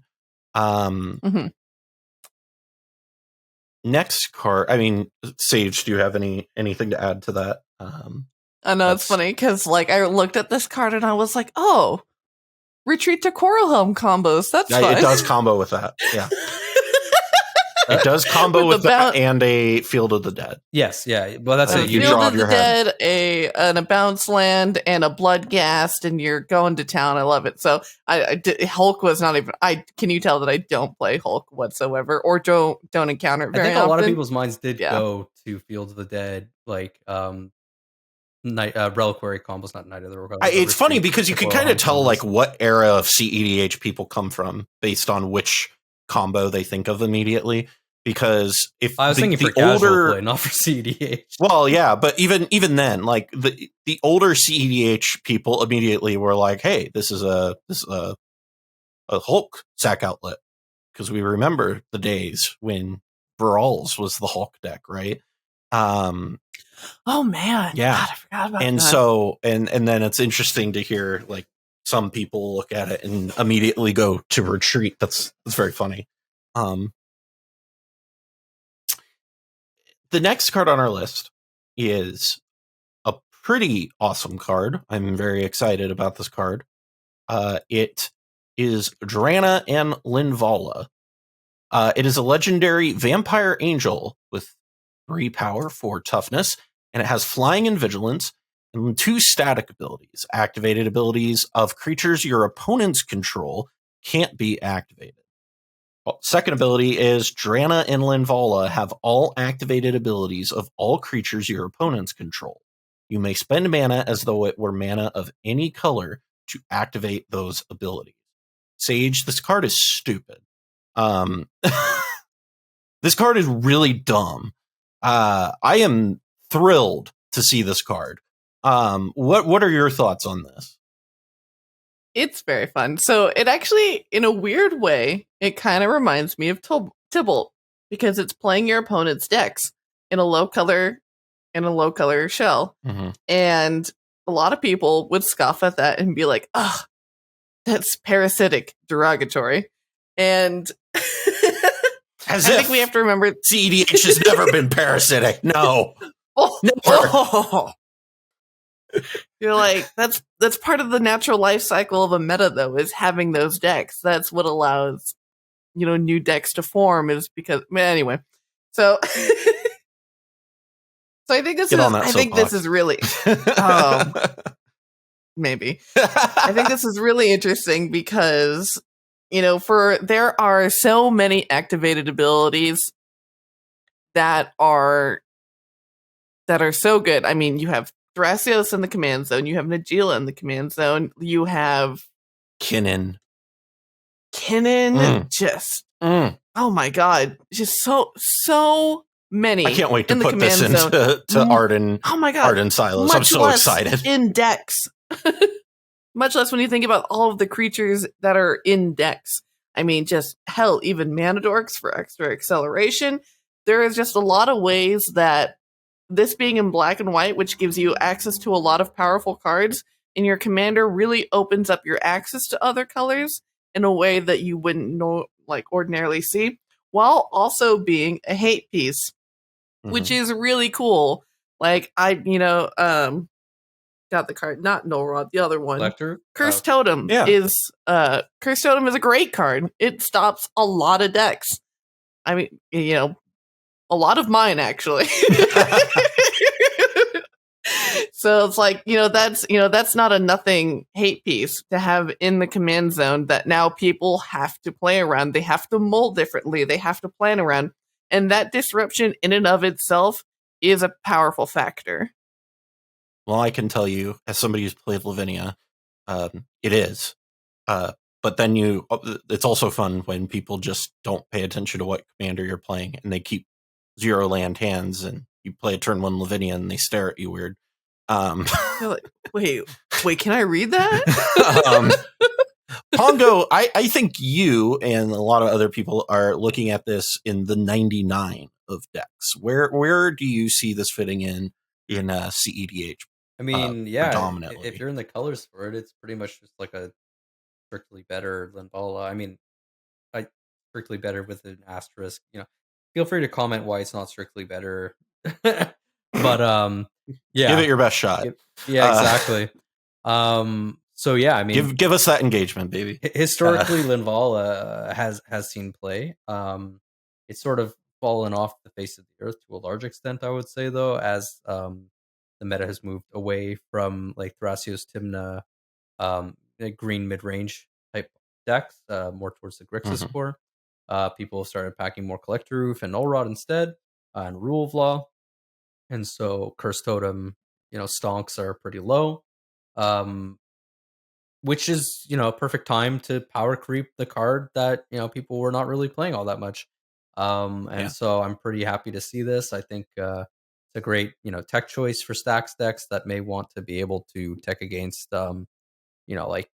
your like Dawnwaker decks of the world, for example. I mean, even Najila, right? Like this stops Najila. Even Najila to some extent. And then obviously that second ability, or I guess fourth ability, because it has flying and vigilance too. It's it's gravy. I would say it's a little bit better than just kind of an incidental thing. A lot of the time it will be incidental, but when the decks that this is good against, it will also just be Linvala plus a mana dork at minimum. And sometimes maybe if the game kind of gets to a grindy point, like presumably you're trying to get it to, if you're playing this card, maybe this is also a Thrasios as well, that you can tap for mana and then immediately spend on its own ability that it has. So yeah, I mean, it's Linvala with upside. What else is there to say? It's a pretty neat card. I'm very excited about it. Go ahead, Sage. I kind of think of it as like a Gilded Drake, because there is power in not only shutting down what your opponent's doing, but also taking control of it. And it's not nothing. Oh, I totally agree. Well, we've got another Angel team up card here. This one is Shalai and Hallar. Am I saying that correctly? Yes. That is a legendary Angel Elf that costs 1 and a Naya. That is a 3/3 with flying and vigilance as well. And it says whenever 1 or more +1/+1 counters are put on a creature you control, Shalai and Hallar deals that much damage to target opponent. So Pongo, this kind of like a there's a lot of combos with this. It's kind of a cough and you combo type of deck. Right? Yeah, Like, it's got a number of 1-card combos and 2-card combos with it. So I guess the Najeela is kind of a reasonable comparison in the sense that it's got a pretty high density of those that work with the commander. Notably, like the Red Terror is one of those combos. You can also, I mean, sorry, you were saying? And like Heliod, the Yep, Sun Crowned, Sun Crowned, exactly. Yeah. and plus green and white for all of your creature tutors and Oh everything. yeah, for sure. I was sort of getting to that. That's it. So actually assembling those combos in these colors, because the vast majority of them are creatures, is very reliable. And so what you get here essentially is I would say a very internally consistent sort of Naya stacks deck where you can play all the hate bears, all the rule of law type effects, and then your win condition, just works through those. You even get like Dockside plus Emil that works, because it turns out Emil has another ability where you can pay a mana whenever a creature ETBs to put a +1/+1 counter on it, which you would know if nice. yeah, Kenrith players know. But in addition, now more people are learning because of Shalai and Hallar. Yeah. So yeah, I mean, listen, you get all those combos. I think the stack shell works pretty reasonably. It's got access to all that good stuff. I think kind of the only question that sort of remains to be asked about this card is, is it better than like Rocco, for example? And I think it sort of remains to be seen. It's more linear, theoretically easier to disrupt, but linearity is its own strength, right? It means that True. you kind of always have a focused game plan that you are going to try to achieve, and if nobody has the answer at the right time, or they don't have the right answer at the right time, you will just do your thing. So it's a double-edged sword in that respect. Right. Sage, I know you don't like to play stacks, but I know you're very excited about this deck. Is this enough to tempt you over to the dark side and play stacks? Well, I mean, the thing is, I made a Rocco list, and there were no fucking stacks in that deck. You're the worst. It's not that uncommon, though. So if I were to make this, there are not no stacks, but it is not going to be a stacks deck. It will have pieces of interaction. Right. But oh man, no, yeah. I love having command pieces in the command zone. I mean, that's why I play Omnath instead of Thrasios and Bruce, is because I love having my outlet for my combo to always have access to it, minus the Drana Magistrate out.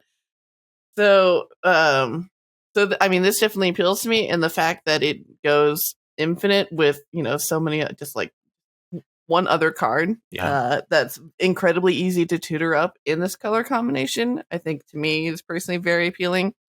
And like Pongo said, the strength and the linearity, even if it makes it easier to disrupt, is, something worth looking at. Yeah, it really is a coffin you combo type of commander. It's going to be very interesting to see how that actually shakes out. Another deck that I'm really interested to shake out and see how it kind of lands is Thalia and the Gitrog monster. This is, again, another team-up card, costs 1 colorless, and Abzan is a legendary human frog horror. That is a card type now. That is a 4/4. Has first strike and death touch. You may play an additional land on each of your turns. Creatures in non-basic lands your opponents control enter the battlefield tapped.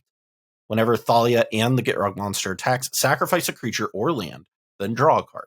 So, Sage, it would normally be your turn, but I think you're going to like the next card coming up a little bit more. Pongo, when you look at this card, again, another Abzan Hulk deck, but this time we've got a stack outlet in the command zone, right? What are your thoughts on this? It has some interesting things. I know Ian did a live brew of this the other night on YouTube. What I didn't stay to see exactly how that turned out, but what are your kind of thoughts on this deck and this commander potentially? Yeah, I guess sort of like broad thoughts. I think it's nice for a stacks deck to have, an additional impactful stacks piece in the command zone. It kind of means that you'll always sort of be able to have at least some sort of incidental level of disruption. I don't know that this is a powerful enough hate effect coming down on like turn 2 or 3. I mean, like most often 3, occasionally turn 2. Yeah. Just because hating on non-basic lands starting on turn 1 is so much more powerful than hating on them on turn 3. That's sort of the Archon of Emeria effect. If you can play that turn 1 on the play, you would have no idea often what that just feels win. like. No, I would not You've know. never experienced Yeah, that. I certainly never experienced that. For those who are Run unfamiliar, from the memory banks, from those who are unfamiliar, during the semifinals for the Mox Bowl 1, Rebel famously, when Pongo was going last in the pod, on turn 1 played a Archon of Emeria, and Pongo had nothing but fetch lands in hand and was playing Ikoria. And still almost won that game. You did get really close. Yep. It was like just one piece of interaction sort of on that like pivotal last turn. But anyway, yeah. Like 20 turns later, obviously. So yeah, to get back to the card at hand. I think, it's cool. And like I said, there's like some upside to having a stacks piece in the command zone if you're playing that type of strategy. Playing an additional land is nice. I think ultimately, though, it kind of has a similar problem to Zimone and Dina, which is that I don't think the value proposition is good enough to just give up Tymna, frankly. And, while it is nice that you can sacrifice a Protean Hulk, I feel like ultimately I would just rather have like an extra color. I would rather have Tymna. I would rather have sort of those like A plus B sort of like incidental, not incidental, but like A plus B backup combos like in Breakfast, Nomad's Encore, and Cephalo Illusionist that you can easily assemble to do kind of similar stuff while you're doing Hulk things.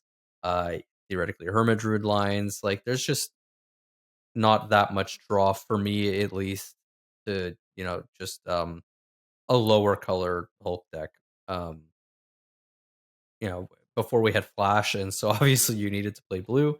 We don't have Flash anymore, but I do think that A plus B creature combos are still pretty powerful, and in many cases are going to be easier to pull off than having to play your 4-mana commander, having to wait a turn for it to no longer be summoning sick, and then getting Hulk into play, attacking with this. There's just so many places where you get disrupted doing that stuff. And it's not particularly fast. And so you're probably developing stacks. But anyway, it'll take card games, but I'm not incredibly excited about it. This card reminds me of Anafenza the Foremost a little bit. I think it's probably a little bit better than Anafenza. Yeah. But yeah, it's a pretty good comparison. I just and it is better, but I think Anafenza, like her whole niche was that she was kind of just like, again, parasitic on people playing Hulk decks at the time. And like she was just I used to play that deck a lot. It was really good in the Hulk meta. Well, that's it. It was super parasitic and great into that metagame. Being just a relevant stacks piece in the command zone, which, like I was saying, is super nice to have. But this stacks effect, particularly like when it comes down on the timeline that it comes down, is way less relevant, I think. Right. True. Agreed. So next card, Sage, you ready for this? It is, drumroll, it is Urabrask. We finally got a good Urabrask card. Urabrask, if you're unfamiliar, costs 2 colorless and 2 red pips. It's a legendary Phyrexian Praetor that is a 4/4, has first strike, and whenever you cast an instant or sorcery spell, Urabrask deals 1 damage to target opponent and add red. Then it has an activated ability of just costs 1 red, exile Urabrask, then return it to the Urabrask, then return it to the battlefield transformed under its owner's control. Activate only as a sorcery, and only if you've cast 3 or more instants or sorcery spells this turn. So then it transforms into, God, there's so much text on these goddamn cards. The Great Work, which is a saga. And the first chapter of the saga is chapter 1. The Great Work deals 3 damage to target opponent and to each creature they control. 2 is create 3 treasure tokens. And chapter 3 is until end of turn, you may cast instant and sorcery spells from any graveyard. If a spell cast this way would be put into a graveyard, exile it instead. Then you exile the Great Work, then return it to the battlefield front face up. So Sage, this evokes a certain card. I don't know if you're familiar with it, but there is this card from Kaldheim called Birgi, and it's very similar to this, except it costs 3 mana. It's also 2-sided as well. But genuinely speaking, as a Birgi player, I know that when this got spoiled, you were really excited about it. You got really hyped about it. Where have you kind of fallen on it now that like the hype has kind of been able to subside, and we could look at this card and really kind of like look at it from a genuine perspective of, okay, is this actually playable? Yeah, so I mean, just looking at the body of 4/4 for 4 with First Strike is like it's pretty decent, because if you ever come up against decks who like to attack, it's really nice. The notable thing about it is that it is only instants and sorceries. Mm-hmm. So that is a downside compared to Birgi, where Birgi gives you a red mana for any spell that you cast. What is nice about it is that it is also a win condition for when you cast your instants and sorceries. So in Birgi, there is like the reiterate combos of like reiterate plus Jessica's Will, reiterate plus Seething Sun, reiterate plus a bunch of stuff. Right. That goes infinite. And so Urabrask is able to give you a win condition with that, and also make the casting of those spells easier. At 4 mana, though, it's competing with things like Treasonous Ogre. Mm-hmm. So it is difficult in that way. Treasonous Ogre and also Stormkiln Artist. And Treasonous Ogre already comes down and basically it kind of pays for itself already, right? Especially if you're playing in Birgi, right? So you play at 4 mana, so it's honestly actually only 3 mana, and then it produces mana, so it's kind of like free almost automatically. You don't have to put anything into it. Sure. And I think that's like the big difference there, right? Like, yeah. So I think the slot that it would take up is over Stormkiln Artist, but like the upside that Stormkiln Artist has is that you can bank your treasures to use on a later turn if you think you're going to get stopped, or if you don't think that you can keep going. If you don't think you have like the card velocity to keep going you through, you can bank those treasures to save for later. Whereas the mana that you're going to get from Birgi or from Urabrask is going to end at end of turn, and you're going to lose it. And that does suck. What is really cool about Urabrask is the transform side. So if you do get into a game where you've been stopped multiple times, you've hit stack stacks, the Saga side is actually incredibly relevant. So to being able to hit target opponent and 3 damage to each creature control wipes out quite a bit of Stax creatures. I see you have a Draneth. It would be a shame. It's something. It would be a real shame. And like the stupid rule of law creature. the new insert one, rule of law creatures here. Yeah, it just misses Eidolon of Rhetoric, right? It does Eidolon. I was trying. Yeah, I mean, whatever. We'll get you next time. And that's why I run Gut Shot, is so that I can get that extra damage in. Well, somehow you can't cast it. Yeah, somehow you've gotten 3 spells in, and then flipped this through the rule of law. Yeah. That is the one downside. Is it happens over the course of turns. That's what, okay. But then also on the next turn to be able to make 3 treasures. So are you then? Are you also playing? What's the card what's the red card from Standard where anytime a source you control would deal damage to a permanent or a creature, you put that many -1/-1 counters on it. Oh know my what I'm god, talking Soul of. Scar Mage? Soul Scar Mage, there it is. No. So, well, then I don't know what to tell you, man. You're on the wrong cards. It's also got prowess. Yeah, but exactly. also, The deck builds itself. But yeah, so if you get into a really long game where you do need to fight through some extra creatures, if you just need to build up your resources to plan for your big turn, then the backside, the great work does really allow that because it nukes things in the way that might be stopping you. It gives you mana the next turn, and on the third turn, it's a mnemonic betrayal, right? Which is so good. It's so fucking good. It's every graveyard. It's very good. It's Past in Flames for everyone, and it's so beautiful. It's pretty messed up. Yeah. Oh god! So I guess the real question Past for me is from every graveyard because you also flip it back, cast them for free, right? No, it's not for free. But you don't cast them for free. Flips back to the other side. And so then you get the red mana. Get more mana. Does this do more damage? Does this go in Burgi though? Like, I guess that's the ultimate question: is does this make it in? Like, I am going to be trying it out in Burgi and see how it feels. I'm going to throw it in over Stormkiln Artist. As a commander in and of itself, I don't think there's any reason to be playing this over Burgi. Yeah, I think Burgi being able to just throw it in off of a Jeweled Lotus is pretty hot, not gonna lie. But that's just my opinion. I mean, Pongo, let me ask you.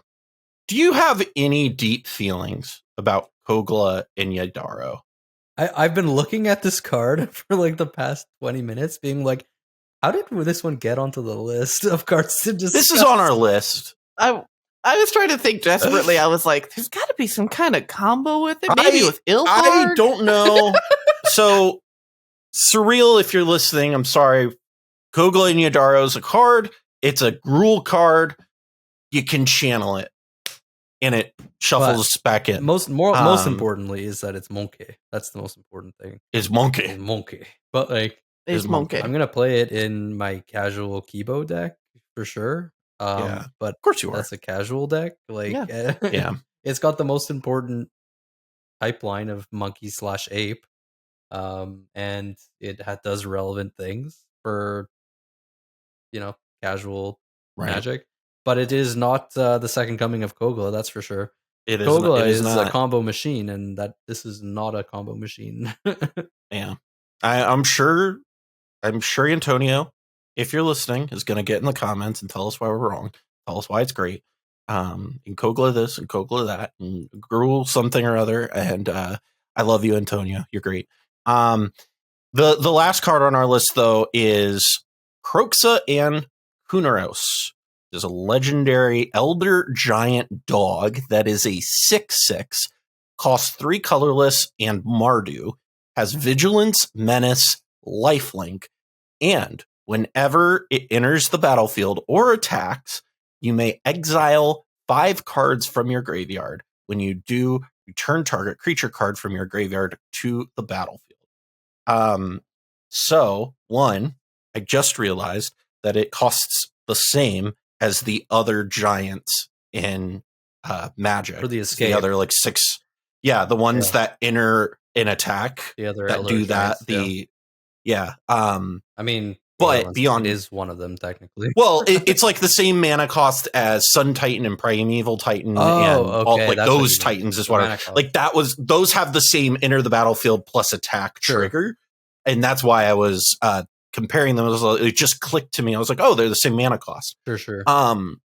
But beyond that, Pongo, you can play what Kess Wiley and I call Mardu dog food chain. And I'm a fan. This is a cool commander. I'm very excited about this. So very cool. For people, for what are your thoughts on this? And as this is like a new modern card probably, but more of a new cEDH Mardu commander. What are your thoughts on it? Yeah, so I mean, it's a Mardu commander with 1 card win condition, if I'm not mistaken, with Altar of Dementia. Correct. Where you just mill yourself for 6, and then you can essentially escape it.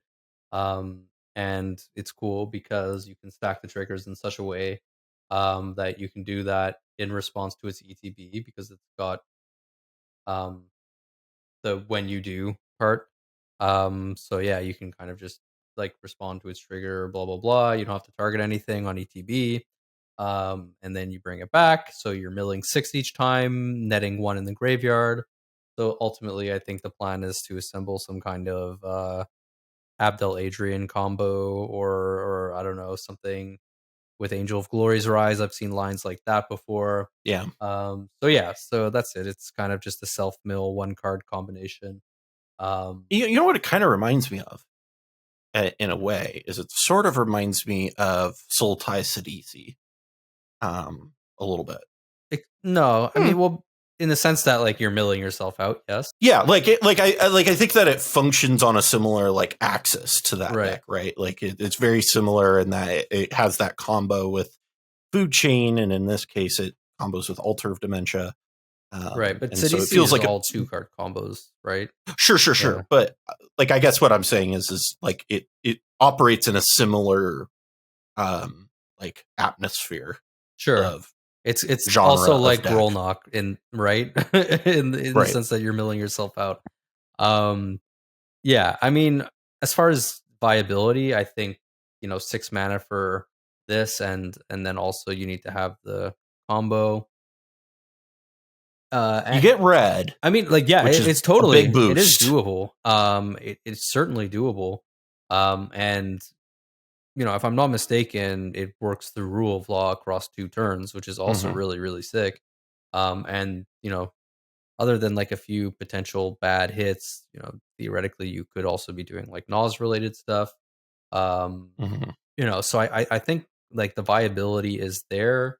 I don't necessarily know that it's going to be better than other Mardu options. But I think that it's got its own gimmick, and I think that the gimmick is certainly can be pulled off pretty reliably.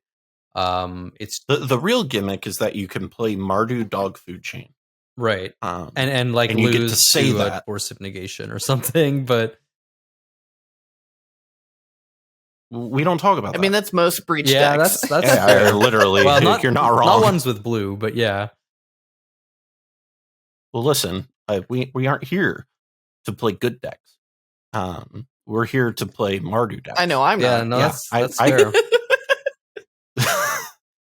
So with that being said, overall thoughts on this set? Like, we kind of walked out of it. I know that we were kind of underwhelmed with Phyrexia All Will Be One, believe it or not. This set, like, I think is not too dissimilar from Phyrexia, I think, in my opinion, Pongo. Like, I think it very much is similarly powered. I think we got more viable commanders out of the set. Yeah. I definitely think that. I agree. Sage, what are your kind of overall thoughts on this set as a whole for cEDH? I don't think they're going to be... I don't anticipate any huge like meta shakeups coming from this set, but I do think that it does have a pretty wide array of fodder for brewing around, which I think is always fun because it always, it breeds innovation in the format, and that's always fun. Like I said earlier, I'm super excited to have two or three cards to be able to slot into Bergie and to be able to have fun with, because I'm also very excited for Invasion of Kaldheim. For Bergie, and so getting another green tutor for Omnath is nice. Faerie Mastermind I'm excited for. So I don't think there's anything that's hugely format warping or even going to be necessarily a huge staple aside from something like Invasion of Ikoria. But I do think that it gives us certainly an interesting thought exercise for a lot of these cards to be able to break outside of our shell that we've like really have sort of kind of congealed into as far as a meta for cEDH lately. Yeah, it definitely brings a lot of new stuff into the format, which is really exciting to see, like new commanders pop up. And And like you said, Pongo, right? Like none of these are going to be new format warping decks. Right? None of these are immediately taking over the format, but they're interesting. Right. Yeah, they're certainly nice, like horizontally powerful designs. Nothing here is more powerful than existing options. In many cases, they're weaker than I would say, the sort of widely considered best decks in the format. But there are certainly a lot of viable options here that Right. fit in well alongside other options without necessarily invalidating other decks. I think I'll say this deck is this. Sorry, go ahead. I was just going to say, I think overall the set, it's kind of the status quo for standard sets these days. Wizards has, and I say this, I feel like I'm repeating myself because I say it almost every set now. Every set review. Yeah, they have really sort of hit their stride with design, making sure not to print things that are too egregious for the most part. We're not getting a set with both Underworld Breach and Thassa's Oracle in it at the same time, which is nice. But we do have. I still can't believe that happened. I still can't believe that. I have never. I lay awake at night thinking about it. Yet to recover. Yeah. I have my suspicions. Everybody likes to talk about like Wuhan, China, and all that stuff with the COVID virus and all that. I think it actually started because of Theros. That is my tinfoil hat theory. Is that it's funny? The bringing of Thassa's Oracle in Underworld Breach is what cursed us. With my girlfriend thinks it's because of the Cats movie, actually, and I think that's the Cats. I think that's more believable. Oh yeah, I will definitely blame that director. I believe it. Yeah, I believe it. I will meet you in the middle and say both are the reason we have this. It's the combination of the two. It was the conflagration. Yeah, exactly. All those two things coming together where they were just like, we're going to have this monstrosity and also better Yawgmoth's Will and better Lab Maniac and all of this coming together. And it's just the world said, I don't know what to tell you, man. Here's a virus. Yeah. We're joking. It is really terrible, everything that's happened. But But certainly the gene transfer between the Cats movie and Magic set design is what did it. Right. In any case, to finish my thought, so we got a couple of cards that and I think this is again par for the course for sets these days. One or two cards that fit into kind of like a wide variety of decks as like kind of a powerful new option. Notably like Invasion of Ikoria, Faerie Mastermind, that type of thing, Phyrexian Censor, and then a number. And we didn't even talk about Sword of Once in Future. Yeah, sure. And a number of cards that I would say are even beyond that, even more niche, fitting into probably maybe just a couple of decks here and there, and then some new options as far as commanders go that will probably be viable. And so this is what I come to expect from a new set release these days. Probably nothing that becomes a new format staple for the most part. All too often, the kind of most recent one that comes to mind out of a standard set is like an offer you can't refuse. I'm sure I'm like forgetting something now and then. Yeah. But yeah, that's it. We get a couple of cards that can become staples, but will tend to just kind of be slight improvements to certain decks in the format. The channel lands are kind of the last big one that I can think of that really I would say didn't necessarily totally shake things up, but really caused people to reevaluate certain things. And that's for me what I am now like looking for out of a standard set. Is there a card that's so powerful that it is going to cause me to reevaluate certain things, as opposed to completely reshape the landscape, as it were? Right. But who knows? Maybe the Lord of the Rings set will bring us some exciting stuff. It is a Modern Master set, technically. Yeah. God, I would not be. Or Modern Horizons set. I've heard that. Well, no, it is technically like it is going straight. It is going to be Modern legal. Yes, I understand, but that doesn't mean that it's not. It's going to have the same power level. And so what I've heard from people who have, had some input into card design is that the power level is a little bit more tame. A little bit more is editorialization on my part. It's more tame than a Modern Masters set. That's not to say that there won't be cards that are really, really big in like multiplayer, right? Because these are people designing perhaps more for single player. But I'm not expecting another Commander Legends 1 or Modern Masters type shakeup of the format. But I'm excited because I think that probably the cards will still be a little bit more powerful than a standard set. Yeah. Well, it's been good. Thank you both for hopping on. It was really exciting I thought this is the first set review I think you've done with us, Sage. Yeah. So that's exciting. With all that being said, I mean, if those who are here for the Arden takes, Sword of Once and Future is really good. It is going to be going in Arden Silas. Does let you do kind of makes your Arden into build your own Silas or build your own Kess. But all of that said, with that, it wraps things up for us here this week. Thank you for tuning in to this week's episode.